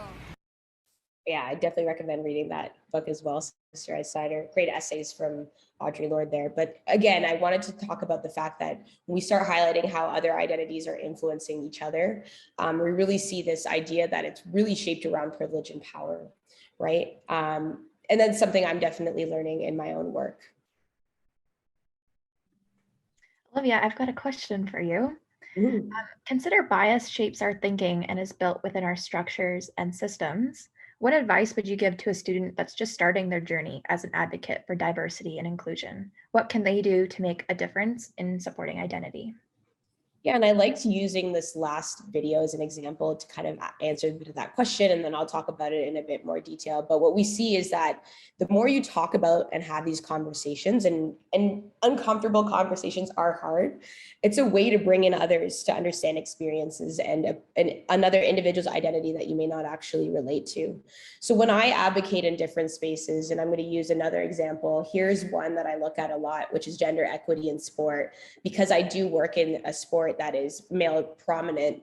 What we see here is, again, when we look at coverage of women in media, it's always about over-sexualizing their own experiences and taking it away from the sport. So it's the outfit they're wearing, it's, oh, they're inferior in some sort of a capacity because they don't have the same strength or et cetera as male, or there's less viewers and interest in women's sport, but in reality, it's because of the fact that we don't cover it enough. Like 2% of media coverage is around women's sport. So when we start thinking about advocacy, we have to think about our own privilege and power, like I had mentioned earlier, and then understanding when you can become an ally in a situation, and understanding when you are connected, you understand your own identity to a certain thought or theory, and you want to continue to advocate for that for different spaces. And here's another video of an advocacy campaign that looks at this idea of women in sport. You're getting a lot of fans here. A lot of them are female, and they want to know if you could date anyone in the world. Who would you date? Any response to recent comments about your girlish figure? Are you serious? Removing your body hair gives you an edge in the pool. How about your love life? How has your weight gain affected your mobility? I don't know what you're talking about. I don't know what you're talking about. Have you heard the controversy over your helmet hair? Get ready to see some great biceps. Yeah, so I'm going to stop it there because it's kind of frustrating if you think about male athletes or men in sport being asked these questions. And these are actual questions that were asked of women in sport. So what this video does at the end is that it transitions to the actual commentary and discussion of those questions to women in sport. So it's the fact that these external factors are how we shape or understand others' identities, and this can then trickle over into bias. The same thing I see in STEM when we talk about advocacy and this work. I actually had a video on I told you a million times, Michael. I can't get it just for the sake of time, but in this video, she talks about how women in science are always portrayed. One, there's very few women of color in science and media today. But when we think about movies, it's always the sexy scientist or the girlfriend is the scientist. We see that even in like movies, big movies like Spider-Man, right? It's all of these biases and honest and automatic associations for women in a certain space, or for Black members of the Black community in a certain space. And that can be fairly frustrating, and it becomes harder as someone trying to understand their own identity and, for example, what gender group they belong to, or if they need to actually identify with a certain group, which is what I wanted to chat about in my last slide. So really, I want to leave you all with some food for thought. And this food for thought is just thinking about how identity is so complex, right? I highlighted this at the beginning. It's fluid. It may not be the same now. I'm only 26, and as I continue to move through life, and even as my career changes, my identity will change. And that might be the same for you 10 years down the line, 5 years down the line. The other thing I wanted to say is that, do we always have to label it? Right? I've actually met someone who said they would prefer not to add pronouns to their names because they think it's something that is fluid and changes over time, right? Another thought is this intersectionality piece, which was highlighted really well in our keynote talk by Sandy. It's no one is one-dimensional, and all of those will play a role in how a certain identity is shaped and certain experience is shaped, as well as your own advocacy work and what you want to prioritize when you become an advocate.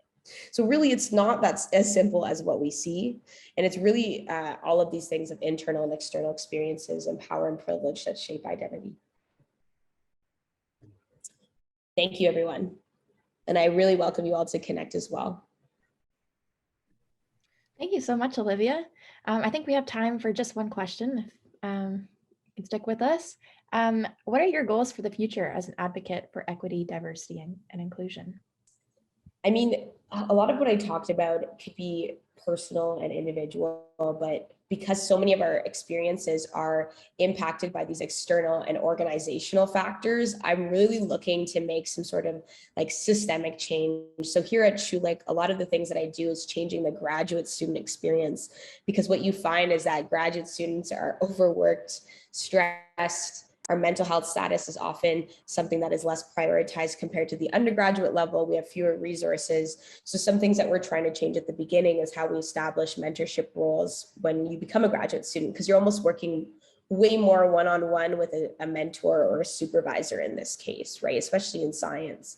And the other thing that I want to do there is really continue to have these important conversations and build educational materials, which is something that I've been doing at Schulich. So I created this awesome module as an introduction to all of these concepts with equity, diversity, and inclusion. And it was something that was mandatory, for example, for all incoming grad students. And I want the same thing at the faculty level and staff level, because they do make so many decisions for us, right? Again, another external factor that shapes our identity. Thank you so much. A huge thank you to Olivia for taking the time to share her story with all of us and for answering our questions. We truly appreciate your openness and your willingness to share your unique perspective with us today. We're going to now take a short 5-minute break before our next session, where Noor Fadel is going to open up conversation about race, culture, and trauma with my fellow YAC member, Desnur. We'll see you guys all shortly.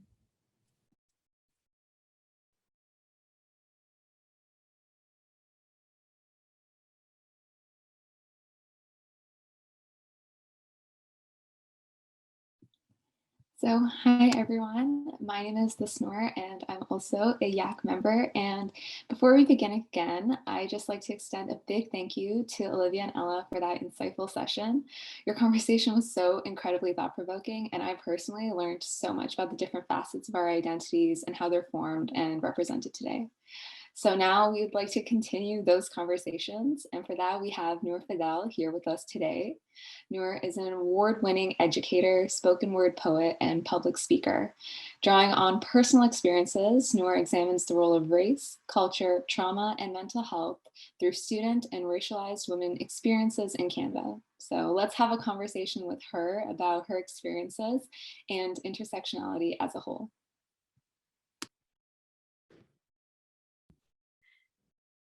Hello, hello. I just want to make sure everybody can see me and hear me. Amazing. Okay, so I'm just going to share my screen because, technology, and then we'll get right into it. All righty. Okay, and we're good to see the slide?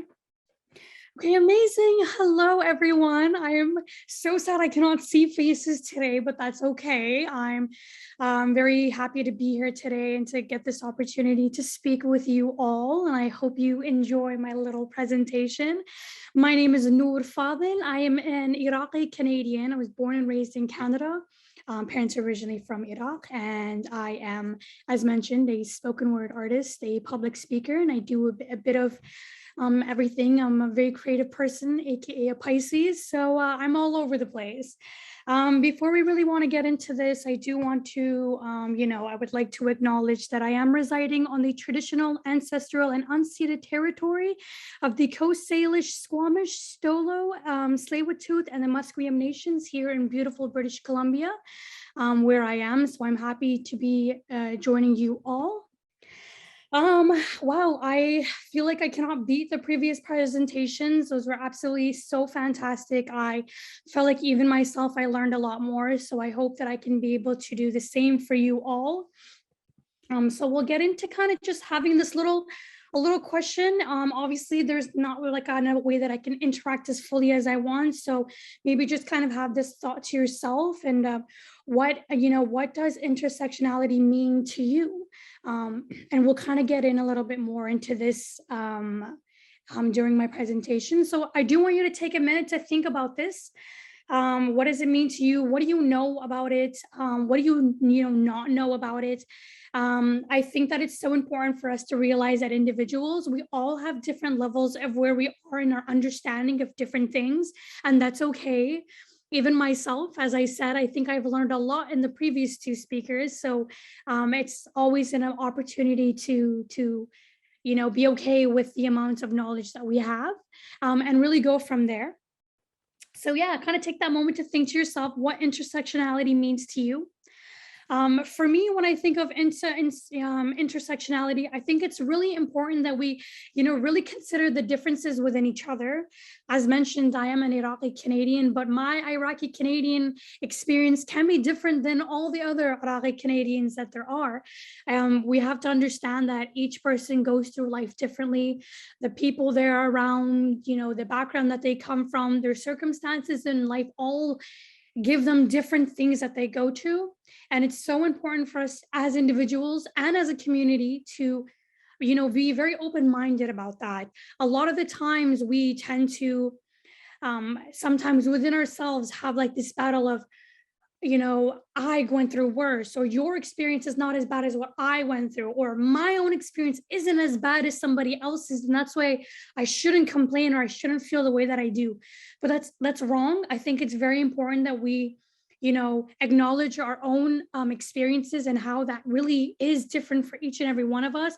And it doesn't mean yours is any more invalid than somebody else's, or it doesn't mean somebody else's shouldn't matter compared to what you've been going through. And I think that really experience to being able to have these open conversations and these dialogues within each other and within ourselves is really understanding that where we come from and the experiences that we've been through in life, some of it we have control over, but a lot of the times it isn't.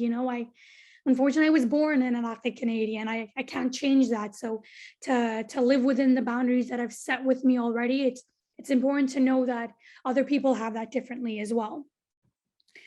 So another little thought that I want you to think about is, when was your first time you felt different or out of place from your peers or your environment? Like, take a moment to think this to yourself. A time where you noticed that you weren't that ideal, like Canadian image of a Canadian, for example, or even just as a person. And I want you to just take a moment. I'll give like a 30-second to kind of have that thought. Again, it's within yourself.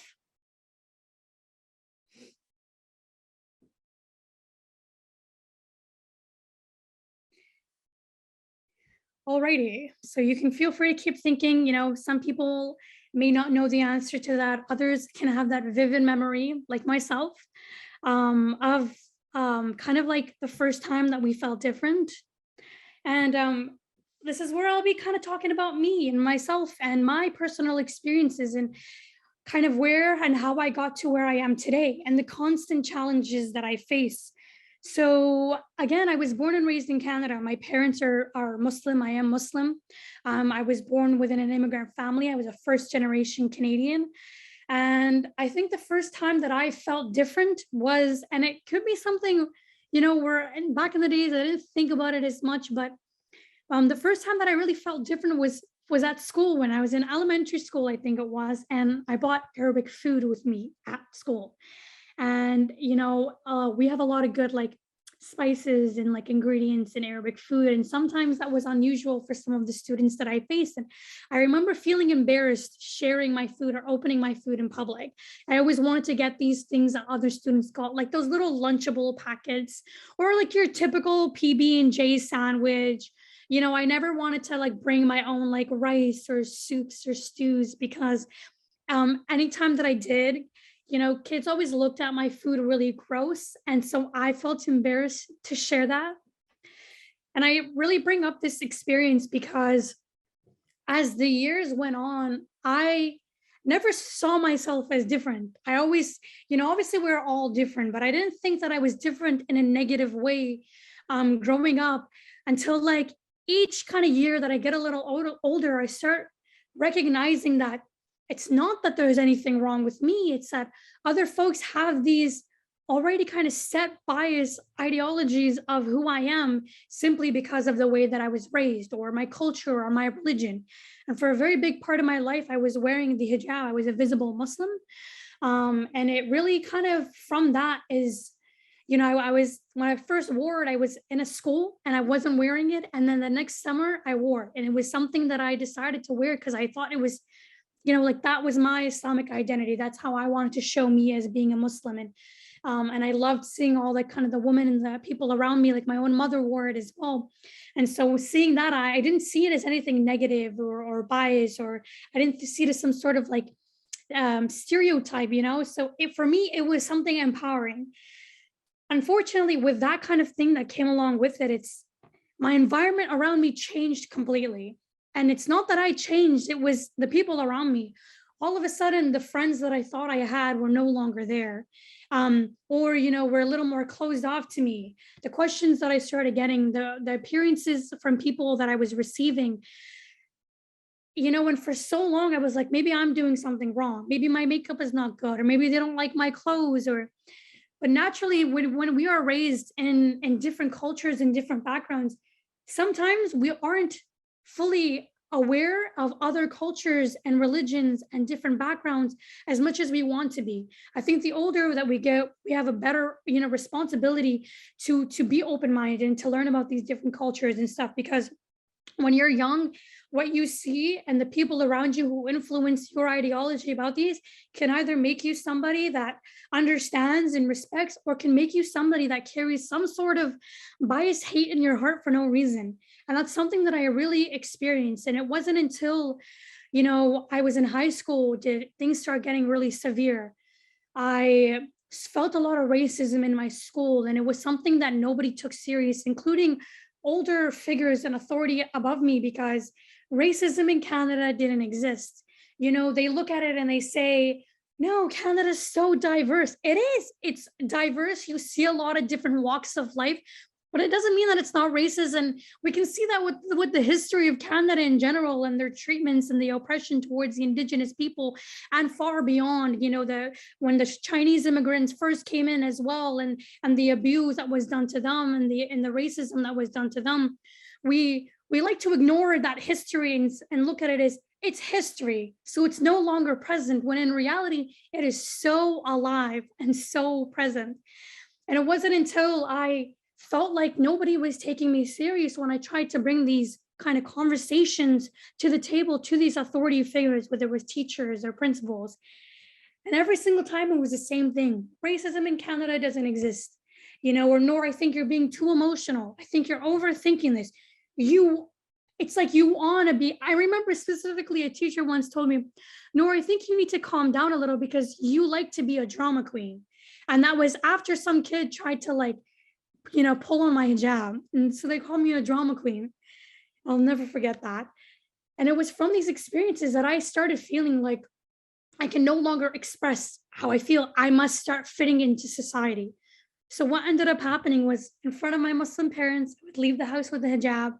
Mind you, I wore the hijab for my own reason. It was empowering, but it started becoming my worst enemy within myself. I became my worst enemy from the influence of people around me telling me that, being a Muslim or being an Arab is wrong, and if you want to do that, you have to westernize yourself. You have to, in a sense, like whitewash yourself. And so I would leave the house with my hijab, my clothes fully covered. Bye, mama. Bye, baba. I will see you when I'm home. As soon as I sneak out and go walking past where they can no longer see me from the house window, shoop, take off that hijab, put on my short shorts and put on my crop top, because that's what is beautiful. That was me being empowering. Showing my body in that way is empowering.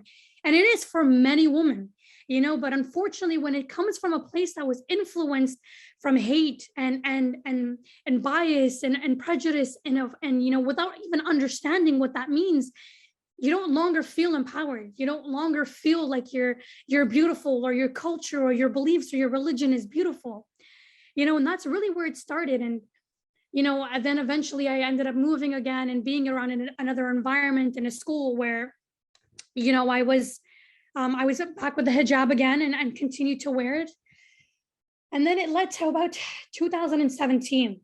I was heading home from work, SkyTrain. And unfortunately, a man, saw me wearing my hijab and started saying these words to me. And I had my earphones on at the time, so I didn't really understand what the man was saying to me. So I took my earphones off and had this angry look on his face. And the first thing he said to me was, "I'm going to kill you, and I'm going to kill all Muslims." And at this time, I was 18 years old. And I remember just sitting there like, what is going on? It happened so fast. The man continued to verbally harass me and verbally, spew words. And I looked around at the people around me, and nobody was doing anything. Nobody was saying anything. And I guess, the attacker saw this as well. And all of a sudden you saw this big empowerment to him, like, nobody's going to say anything if I do something to her. And unfortunately, he took this opportunity to get physical. And that's when I got struck across the face. I was 18 years old, and this man attacked me simply because I was wearing hijab. He didn't know who I was or what I did or my parents or my background or my passions or the things that trigger me and the things that don't. He just had this one assumption that that's it. I was a Muslim woman. Being a Muslim woman means she's oppressed. The religion oppresses the woman. Her family's probably a terrorist. So I am going to get revenge on behalf of all society, and I'm going to hit her. And that's exactly what happened. And unfortunately, when we don't take these opportunities to learn about each other and our different cultures and backgrounds, if we don't take these opportunities to ask questions, that's what ends up happening. We become blind, we become negative, we have these stereotypical ideas, even myself.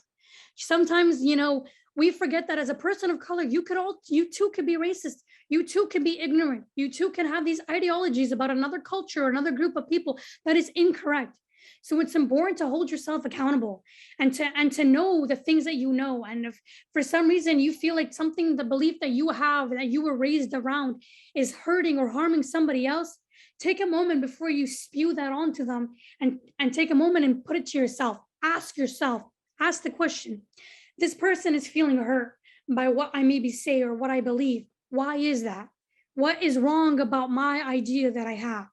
And mind you, we're human. We grow and we learn every single day about each other and about ourselves. I don't even know what I'm doing in my life. Yeah, mind you, how am I supposed to know about everything else in the world?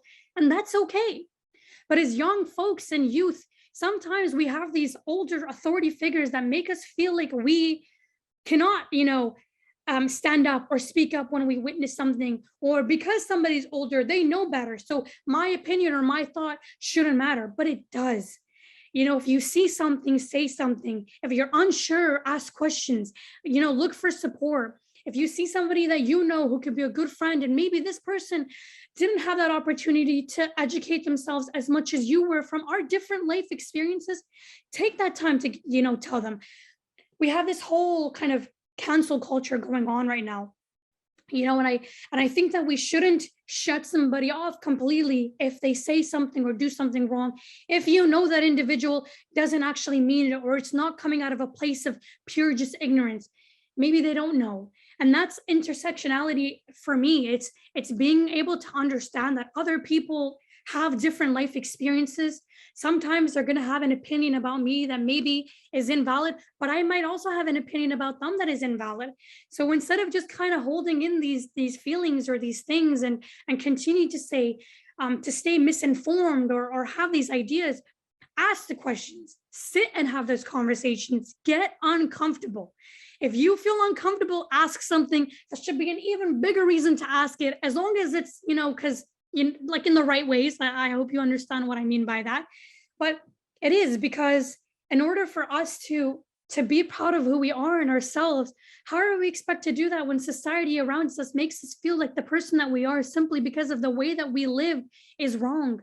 And it isn't, and that's my kind of like authentic journey with myself. It's understanding that the way that I hated myself wasn't because I hated myself. It was because society told me that I had to hate myself for being different. And that isn't something that we should allow ourselves to do. When you feel at that one point, know that you have resources around you. Ask questions, reach out for help. You can see me right now and maybe I cannot see your face, but I'm outside in the real world. I'm available on social media. You can contact me through email. If you have any questions beyond this event today, let me help you. Because I know that when I was younger, unfortunately, I didn't get that support as much as I wanted to learn these things, and I only am now. And sometimes when we're young, we don't feel like we have those influential or there's people above us that have that positive mindset to want to help us do better in our life. And I'm here to tell you that they're everywhere. You just have to make sure that you reach out, you ask for help, get uncomfortable, step out of your comfort zone. And trust me, with that, there's a whole world of opportunity to relearn things that you've learned before that was me being correct, but also to understand yourself more. And I think that is so important for us to do. And yeah, thank you. Hey, honestly, Nora, thank you so much for sharing your presentation and your experiences. Your approach towards, recognizing different cultures and just the concept of intersectionality was incredibly insightful. And I can't wait to learn more through having a conversation with our audience. So first off, this is a question that I personally have. How has art helped you to convey complex concepts like, expressing your culture or just intersectionality as a whole? So honestly, the way that art has helped me, so I do a lot of poetry, and really the reason why I got into poetry is because for so long I felt silenced. I felt like I had so many emotions in my heart about things that I was feeling that nobody took serious. And again, it was like these older generations above me kind of invalidating my experiences or my feelings because I'm young and I don't understand. So what ended up happening was I had all this frustration going on in my heart. And so I took that out in writing. I started writing, I started creating, because sometimes if you go up on stage with a mic and go, racism is real, everybody's going to go, here we go again. But if you take your own personal experience and become creative and it becomes your outlet, for me, that is how I became my powerful self. It's how I became my authentic self. The way that I express how I feel no longer is confront someone to their face or trying to continue to yell over a million boundaries and a million walls set around me from society, rather to write it within myself and then perform it. And usually when I perform it indirectly to the world and on my social media, people resonate with that. And that's the nice tool about social media. It's a very powerful, influential platform if you use it in the right way. And sometimes we have these feelings and we feel like, I don't have anybody that can relate to it. And then you scroll and you see somebody wrote a poem about exactly how you're feeling. And you're like, dear God, this is what I'm feeling. I mean, that's how I got into my work, and that's how I use it. My poetry is very political, very, me, very authentic. It's my struggles, it's my depression, it's my heartbreaks, it's my love, it's my happiness, it's my everything. No, I completely agree. As someone who's been sort of on the receiving end of, consuming that type of media, while I've yet to create anything myself. I do have to say, like, when I consume, like, you know, poems or like books, novels, like movies, TV shows, when you see yourself represented and you see your struggles represented, that's just a different feeling, like, altogether. So thank you so much. Like, art is so incredibly important, and just like, I don't know, I guess to everyone, like, thank you to all artists, because creating that art and expressing how you feel is so incredibly important for like people that you may not even know. And kind of in like similar line of questioning, someone asked, what are some tips you have to express yourself artistically? I feel like I have so many thoughts, but don't know how to express them. Honestly, just like life, there shouldn't be a set of rules for it. Some days I'm like, I don't feel good today. I'm not okay. And then I'll just post it. And other times I'm like, when the trees fall in September or the leaves, and you just get super creative. Honestly, I just say write down, like, art, the nice thing about it is it's not meant to be something that has these rules and boundaries. And a lot of the times that when you're like in high school and they teach you it, like English writing and stuff, they do. They tell you about all these rules and boundaries, which is fine. You know, obviously everything has to have specific things to it. But when it comes to art and writing, for me, it doesn't. My way of expressing myself is without any borders, without any, boundaries or walls around me. Because for so long in my life, that's all that I've had, these boundaries and these walls set up by society towards me, that I never got to be the Noor that I wanted to, you know? But with art, I have that. I have that freedom to be my authentic self, whether that ends up being the grossest poem that I've ever wrote in my life, and I don't even know how I publicly was able to share that, or becomes like the best masterpiece that I've ever created. And I think you also need to remember that when you get creative and when you do these writings, it's not meant to be perfect. And I think that's what makes it even more authentic. Is just to do the process. I have over 172 poems right now lying in my Google Docs untouched. I just haven't found the way to like post it yet, you know, and that's okay, because I also have maybe like 50 other things that I've shared with the world, and so far they've loved it, and some people didn't like it, and that's okay. No, I completely agree. I think with anything, especially with art, like when you're starting, there can't be any rules. Like, you just need to start. You just need to start. You just need to, like, you know, put pen to paper and like get something down, because that's the only way that you'll ever figure out like what exactly you want to express with, like, share with the world, what exactly you want to do with, you know, what you have. So that's amazing advice. We have another question that kind of ties in with what I wanted to ask you as well. It's in regards to media. So they're asking, do you think the media influence our biases? And just a follow-up question to that, how do you think that the media and like schools and other agents of socialization can positively influence our biases on other races and promote, you know, cultural relativism in, you know, Canadian society? Oh, this question. Social media and media is one of the most powerful and influential things out there. It can either be the thing that creates the greatest success and positivity around the world, but it could also be the thing that creates the biggest division within ourselves and within each other. So yes, it's extremely biased depending on what media you look at as well. You know, and sometimes we don't know that. I remember when my story, I ended up sharing my experience when I got attacked on the SkyTrain, and I shared it on social media. And within 42 hours, it went viral everywhere. Even news media that never got in contact with me personally, that were big media outlets such as like AJ News or the Huffington Post or BBC News. Some of them did articles and things about me without even my consent and made it look like I was the one who had the interview with them. Can you imagine? And the way that they portrayed me on this media was this weak, fragile woman who, you know, who was like oppressed by this man and didn't know how to stand up for herself, and she's heartbroken, and you know, she was forced into wearing the hijab, and then when I personally made the decision to take my hijab off, it's, oh, see, she's finally getting her freedom back. She's finally finding the powerful woman that she is, and that's because she let go of that oppression, you know, thrown at her by her religion. Dear, if I could just go into every single article that was written about me and the way that they portrayed me, that wasn't me. And that wasn't my story. My story was a man who knew nothing about me took that opportunity to think he knew me and hurt me in that way. But what did I end up doing? I ended up speaking up about it, not because of my personal attention, but because for so long in my life, people have invalidated my experiences with racism. And I thought to myself, if I stayed quiet about this, then it's just going to be swept under the rug like the millions of experiences people go through on a daily basis. I have to say something.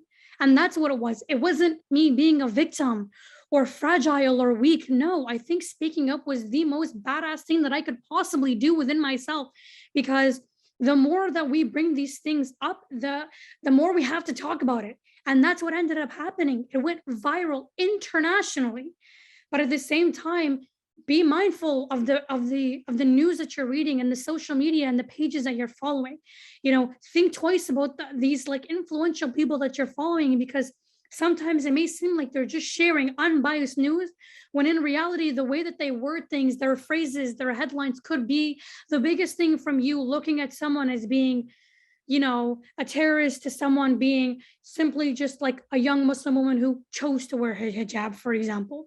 So yeah, like for so long, I even followed things that, I look back now and I go, that was incorrect. Even as an Arab Muslim, like my beliefs that I had growing up about other cultures and religions, a lot of that was invalid. And that was from the own influence from the media around me. And now that everything is kind of moved even more online with COVID-19, it's much more easier to be exposed to such misinformation and false narratives about other people and cultures and religions. So definitely make sure that before you read a headline and just believe it, do your research in the back of that. And if you don't know if it's true and you don't want to do the research about it afterwards, then don't believe it right away. It's as simple as that. I completely agree with everything. I think there's just like, especially when approaching like, news, like topics of news, like in regards to like racialized peoples, like there's such, the news regarding that like is so predominantly like from a Western perspective. And you can see that, like you said, with the wording, the way they like choose to, make us like everything's happening to us, or like pour us, or like, I completely agree. So sadly, we don't have too much time left. So I'd like to thank you so much for such a stimulating discussion. I know that I personally, I loved having this discussion with you, and I know that our audience did as well. So with that, we will be going for another 5-minute break, everyone. And after that, my fellow YAC member Morado, along with El Jones and Elder Myrna, will provide a closing for our youth conference. So again, thank you so much, Noor.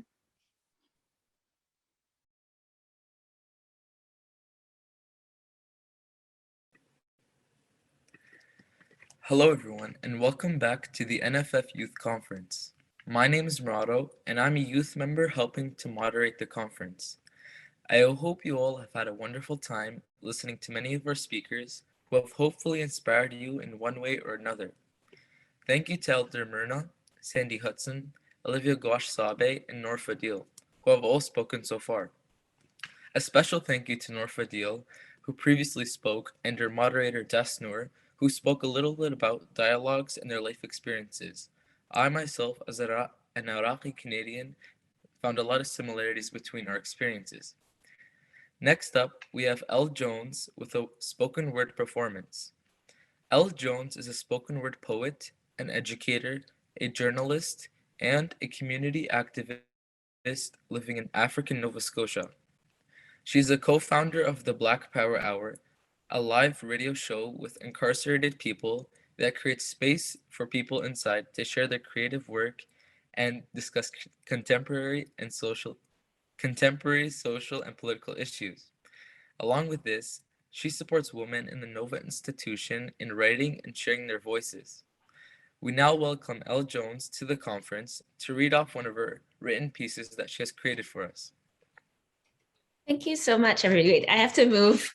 Sorry, I have to reposition myself so you can see me in the camera. Thank you so much for that introduction. And I've just been amazed listening to all these presentations It's been so beautiful and healing and wonderful. So thank you, everybody. I'm here in Jabuktuk, Halifax, Mi'kma'ki, the unceded and unsurrendered territories of the Mi'kmaq people. And as they said, I was writing this poem as we were talking. So this is like the debut. I haven't even read it over. So here we go. This is for everybody. We do not have to be strong. We are not obliged to suffer gracefully while the cameras are on. Call for forgiveness while we are wronged, or go quietly as the police throng. We do not have to choose our words carefully, contain our possibilities, live sectioned off from our identities, push our anger into smaller squares, accept thoughts and prayers instead of demands, share our trauma on command, accept this all on stolen land. We do not owe our ancestors this. Weighing our pain against historical injustice and coming up short, we do not have to be the reason they fought, minimizing our own experience because at least they're not burning crosses on our lawns. We do not have to bring new dawns for someone else's sunrise, turn ugly ducklings into swans, be pawns of systems that came into being long before we were born to justify that we exist. So we will not conform. Our identities are many and we endlessly transform. We are the coming storm. Our families have been torn and split, but we resist. We are not just a wish or a hope or a dream, but a force living beyond borders. We are the tap dispensing clean water, the descendants of missing daughters, but we are no one's cause but our own. We do not have to put our dreams on pause because of our parents' passages. We are not bound to the echo of late night shifts in convenience stores, the undelivered packages. We were not the savages and we are not accountable for the damages. We did not create this problem and we do not have to manage it so we can let it go. Suffering does not have to make us. It is allowed to break us. Living in the wake, named as history's mistake, confined by give and take, we can redefine ourselves. We decline your need to feed on us. We deny your right to speak for us. We are not your tokens and we will not succeed on your terms. We are not the objects of your concerns. We would not be dead or in jail if you had not occurred. We don't care about your status quo and we will watch it burn. We reincarnate and we will return, so consider your courts adjourned. The debt is more than paid. We do not owe you to carry the weight. We may not be your ideal image, but we're here to stay, so we will not internalize your hate. We will not westernize to make you feel safe. We are sacred and we consecrate. Watch us organize and congregate out of your control. We are fighting to be whole. We are done with our bodies on the concrete. Black death on repeat, genocide never in retreat, so we are in the streets until our lives are complete. And yes, we have receipts. We want more than simply making ends meet. We will be well and not by your diagnosis. For too long, you have considered us your neurosis. We are non-compliant and ferocious. This whole system is the product of your psychosis, but we are bringing new worlds into focus. You cannot prescribe us because you will not revive us. We are survivors and we deny your handcuffs. We are not here to negotiate or discuss. We are enough because we are building futures based on love. We are relearning how to trust each other. From bodies broken by your lust, restoring ourselves from the abuse, our bodies dying on the news, we are refusal and living without excuse. So we are learning how to choose for our communities and elders and our youth, no longer accepting that legacies of trauma must remain unmoved. We are not removed from joy, and we are not destroyed, though you have tried. We are not afraid to cry, to heal, to rage. We are living with the earth in a good way to release our bodies from your cage. We are not the mirror images of our abusers or your blank page. We embody our histories of escape, and we will take shape. We are not ashamed to heat our food up in your microwave. We are land back in change and mutual aid, living outside your hierarchies and domination, a righteous army moving forward to liberation. We do not live in isolation. We are conducting our own conversations, generation to generation, no longer defending the indefensible. Yes, we are intentional, multidimensional. We are tired of the conventional. Our interventions are that everything upends. So we are reinventing strength, rethinking wealth, rejecting being boxed into the spectacle of our death. This is our promise with every breath. We are invoking our yes, renaming this world and reclaiming ourselves. Thank you, everybody. Thank you so much for inviting me, and have a beautiful day. Thank you so much for that beautiful debut and amazingly written poem. I found myself completely out of words to that. You were so amazingly spoken, so thank you for communicating this year's theme so well in a poem made specifically for our conference. Talking about pain and experiences of suffering and how we can move on from it is so important, so thank you for that. For our audience and attendees, please express some of your gratitude or favorite parts of Ella Jones's piece. As you all may be typing up some gratitude or favorite parts of the piece, I would like to express my personal reflection upon this event. For our first event, I see that it has been a tremendous success throughout, and I would like to say thank you to all the youth members and staff here at the center who have all played a role in making this possible. The sessions today have truly inspired me through more ways than one, and I know our attendees out there have been inspired to go out and become the change we want to see in our society. Some of the things that were said, thank you so much. Like, it was truly beautiful, so thank you. I think it was very interactive. I know people were definitely hooked up on it, so thank you so much. If anyone experiences some discomfort or needs someone to talk to, reach out to the numbers on the screen or the chat box below. So there's Adults in London, Kids Help Phone, and many others. Thank you all for attending the 2022 Annual Youth Conference, and thank you to the speakers and youth members who have truly made this event possible. I hope you all go out here and reflect on what has been said throughout. A quick reminder that this will be available to watch on the NFF Youth pages and webpage as soon as the conference ends for your personal viewing. And we would also like to hear from you about this event. Your feedback is very important to us as we continue on this path of having such important conversations. Please look at the link in the chat box for some feedback resources. Finally, we will conclude this conference by once again welcoming Elder Myrna to say a few words. Welcome again, Elder Myrna. Well, this has been a powerful afternoon. Very powerful for all of us to witness and all of us to take those words in. I think that is one of the things that we all need to be mindful of, all of the words and all the thoughts and all of the energy that has been provided to us by these amazing speakers. Some of us may have experienced a twinge of anxiety or a lot of excitement, but it's all part of the story.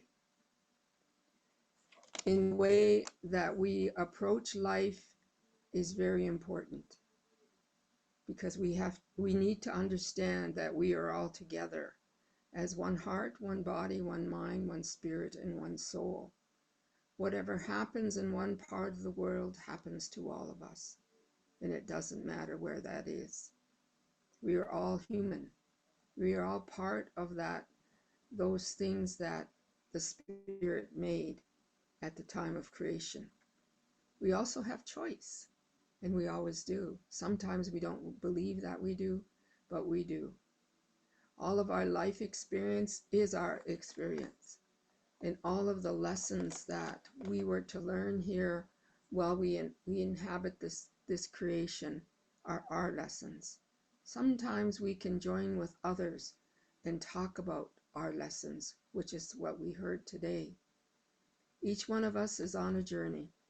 It's a journey that brings forward new life new thoughts, new responsibility, and new awareness. The awareness that I'd like to share with you is the awareness that we're all connected. We are all connected, and that's what I talk about with one body, one heart, one mind, one spirit, and one soul, and one voice. The merging of our voices across the world will move mountains, will make changes, will give us what we all need, because we all need to be together. We all need to share our experiences. We all need to belong to this creation. Right now, it's pretty scary for a lot of people. You know, pretty scary of what we see happening around the world. But at the same time, go with the understanding that this is what was intended to happen now, so that we can learn, because we're always learning.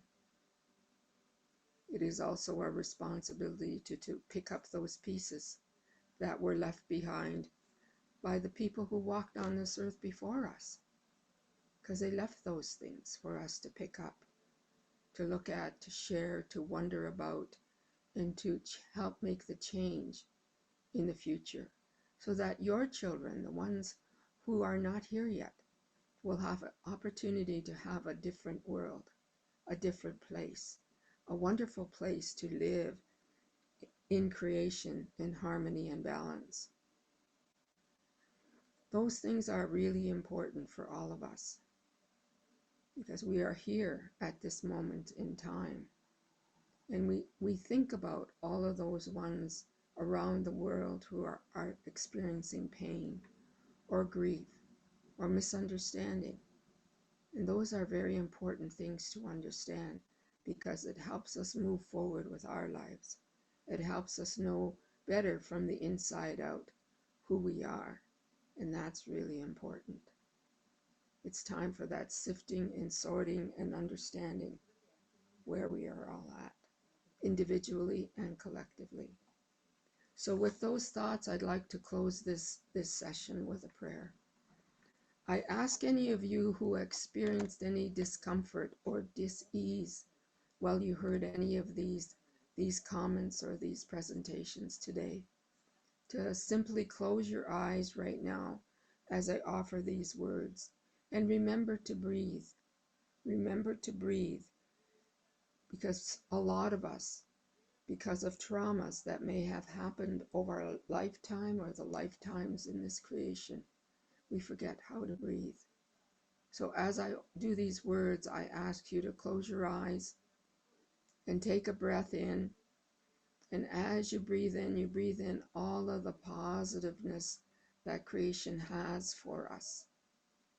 And as you're breathing and you're holding it, when you blow it out your mouth, then you let go of any of that dis-ease or the negativity that you may be holding inside of us. So you continue that, and I'll close with a prayer.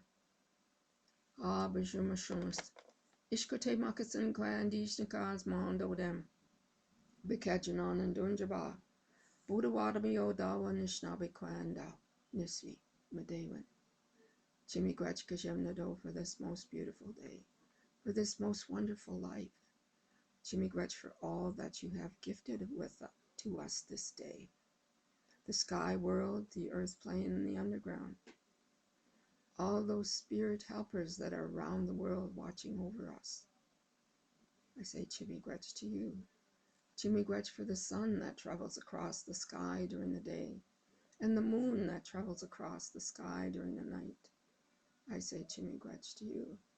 Jimmy Gwach for the earth, our mother who provides all the sustenance for us every day, from the water we drink, the air we breathe, and the food we eat. I say Jimmy Gwach and Mommy Gwendam, I'm so grateful. Watch over us and keep us safe. I say Jimmy Gwach to all of those 4 colors of man, the yellow, the red, the black, and the white. I say Jimmy Gwach to you.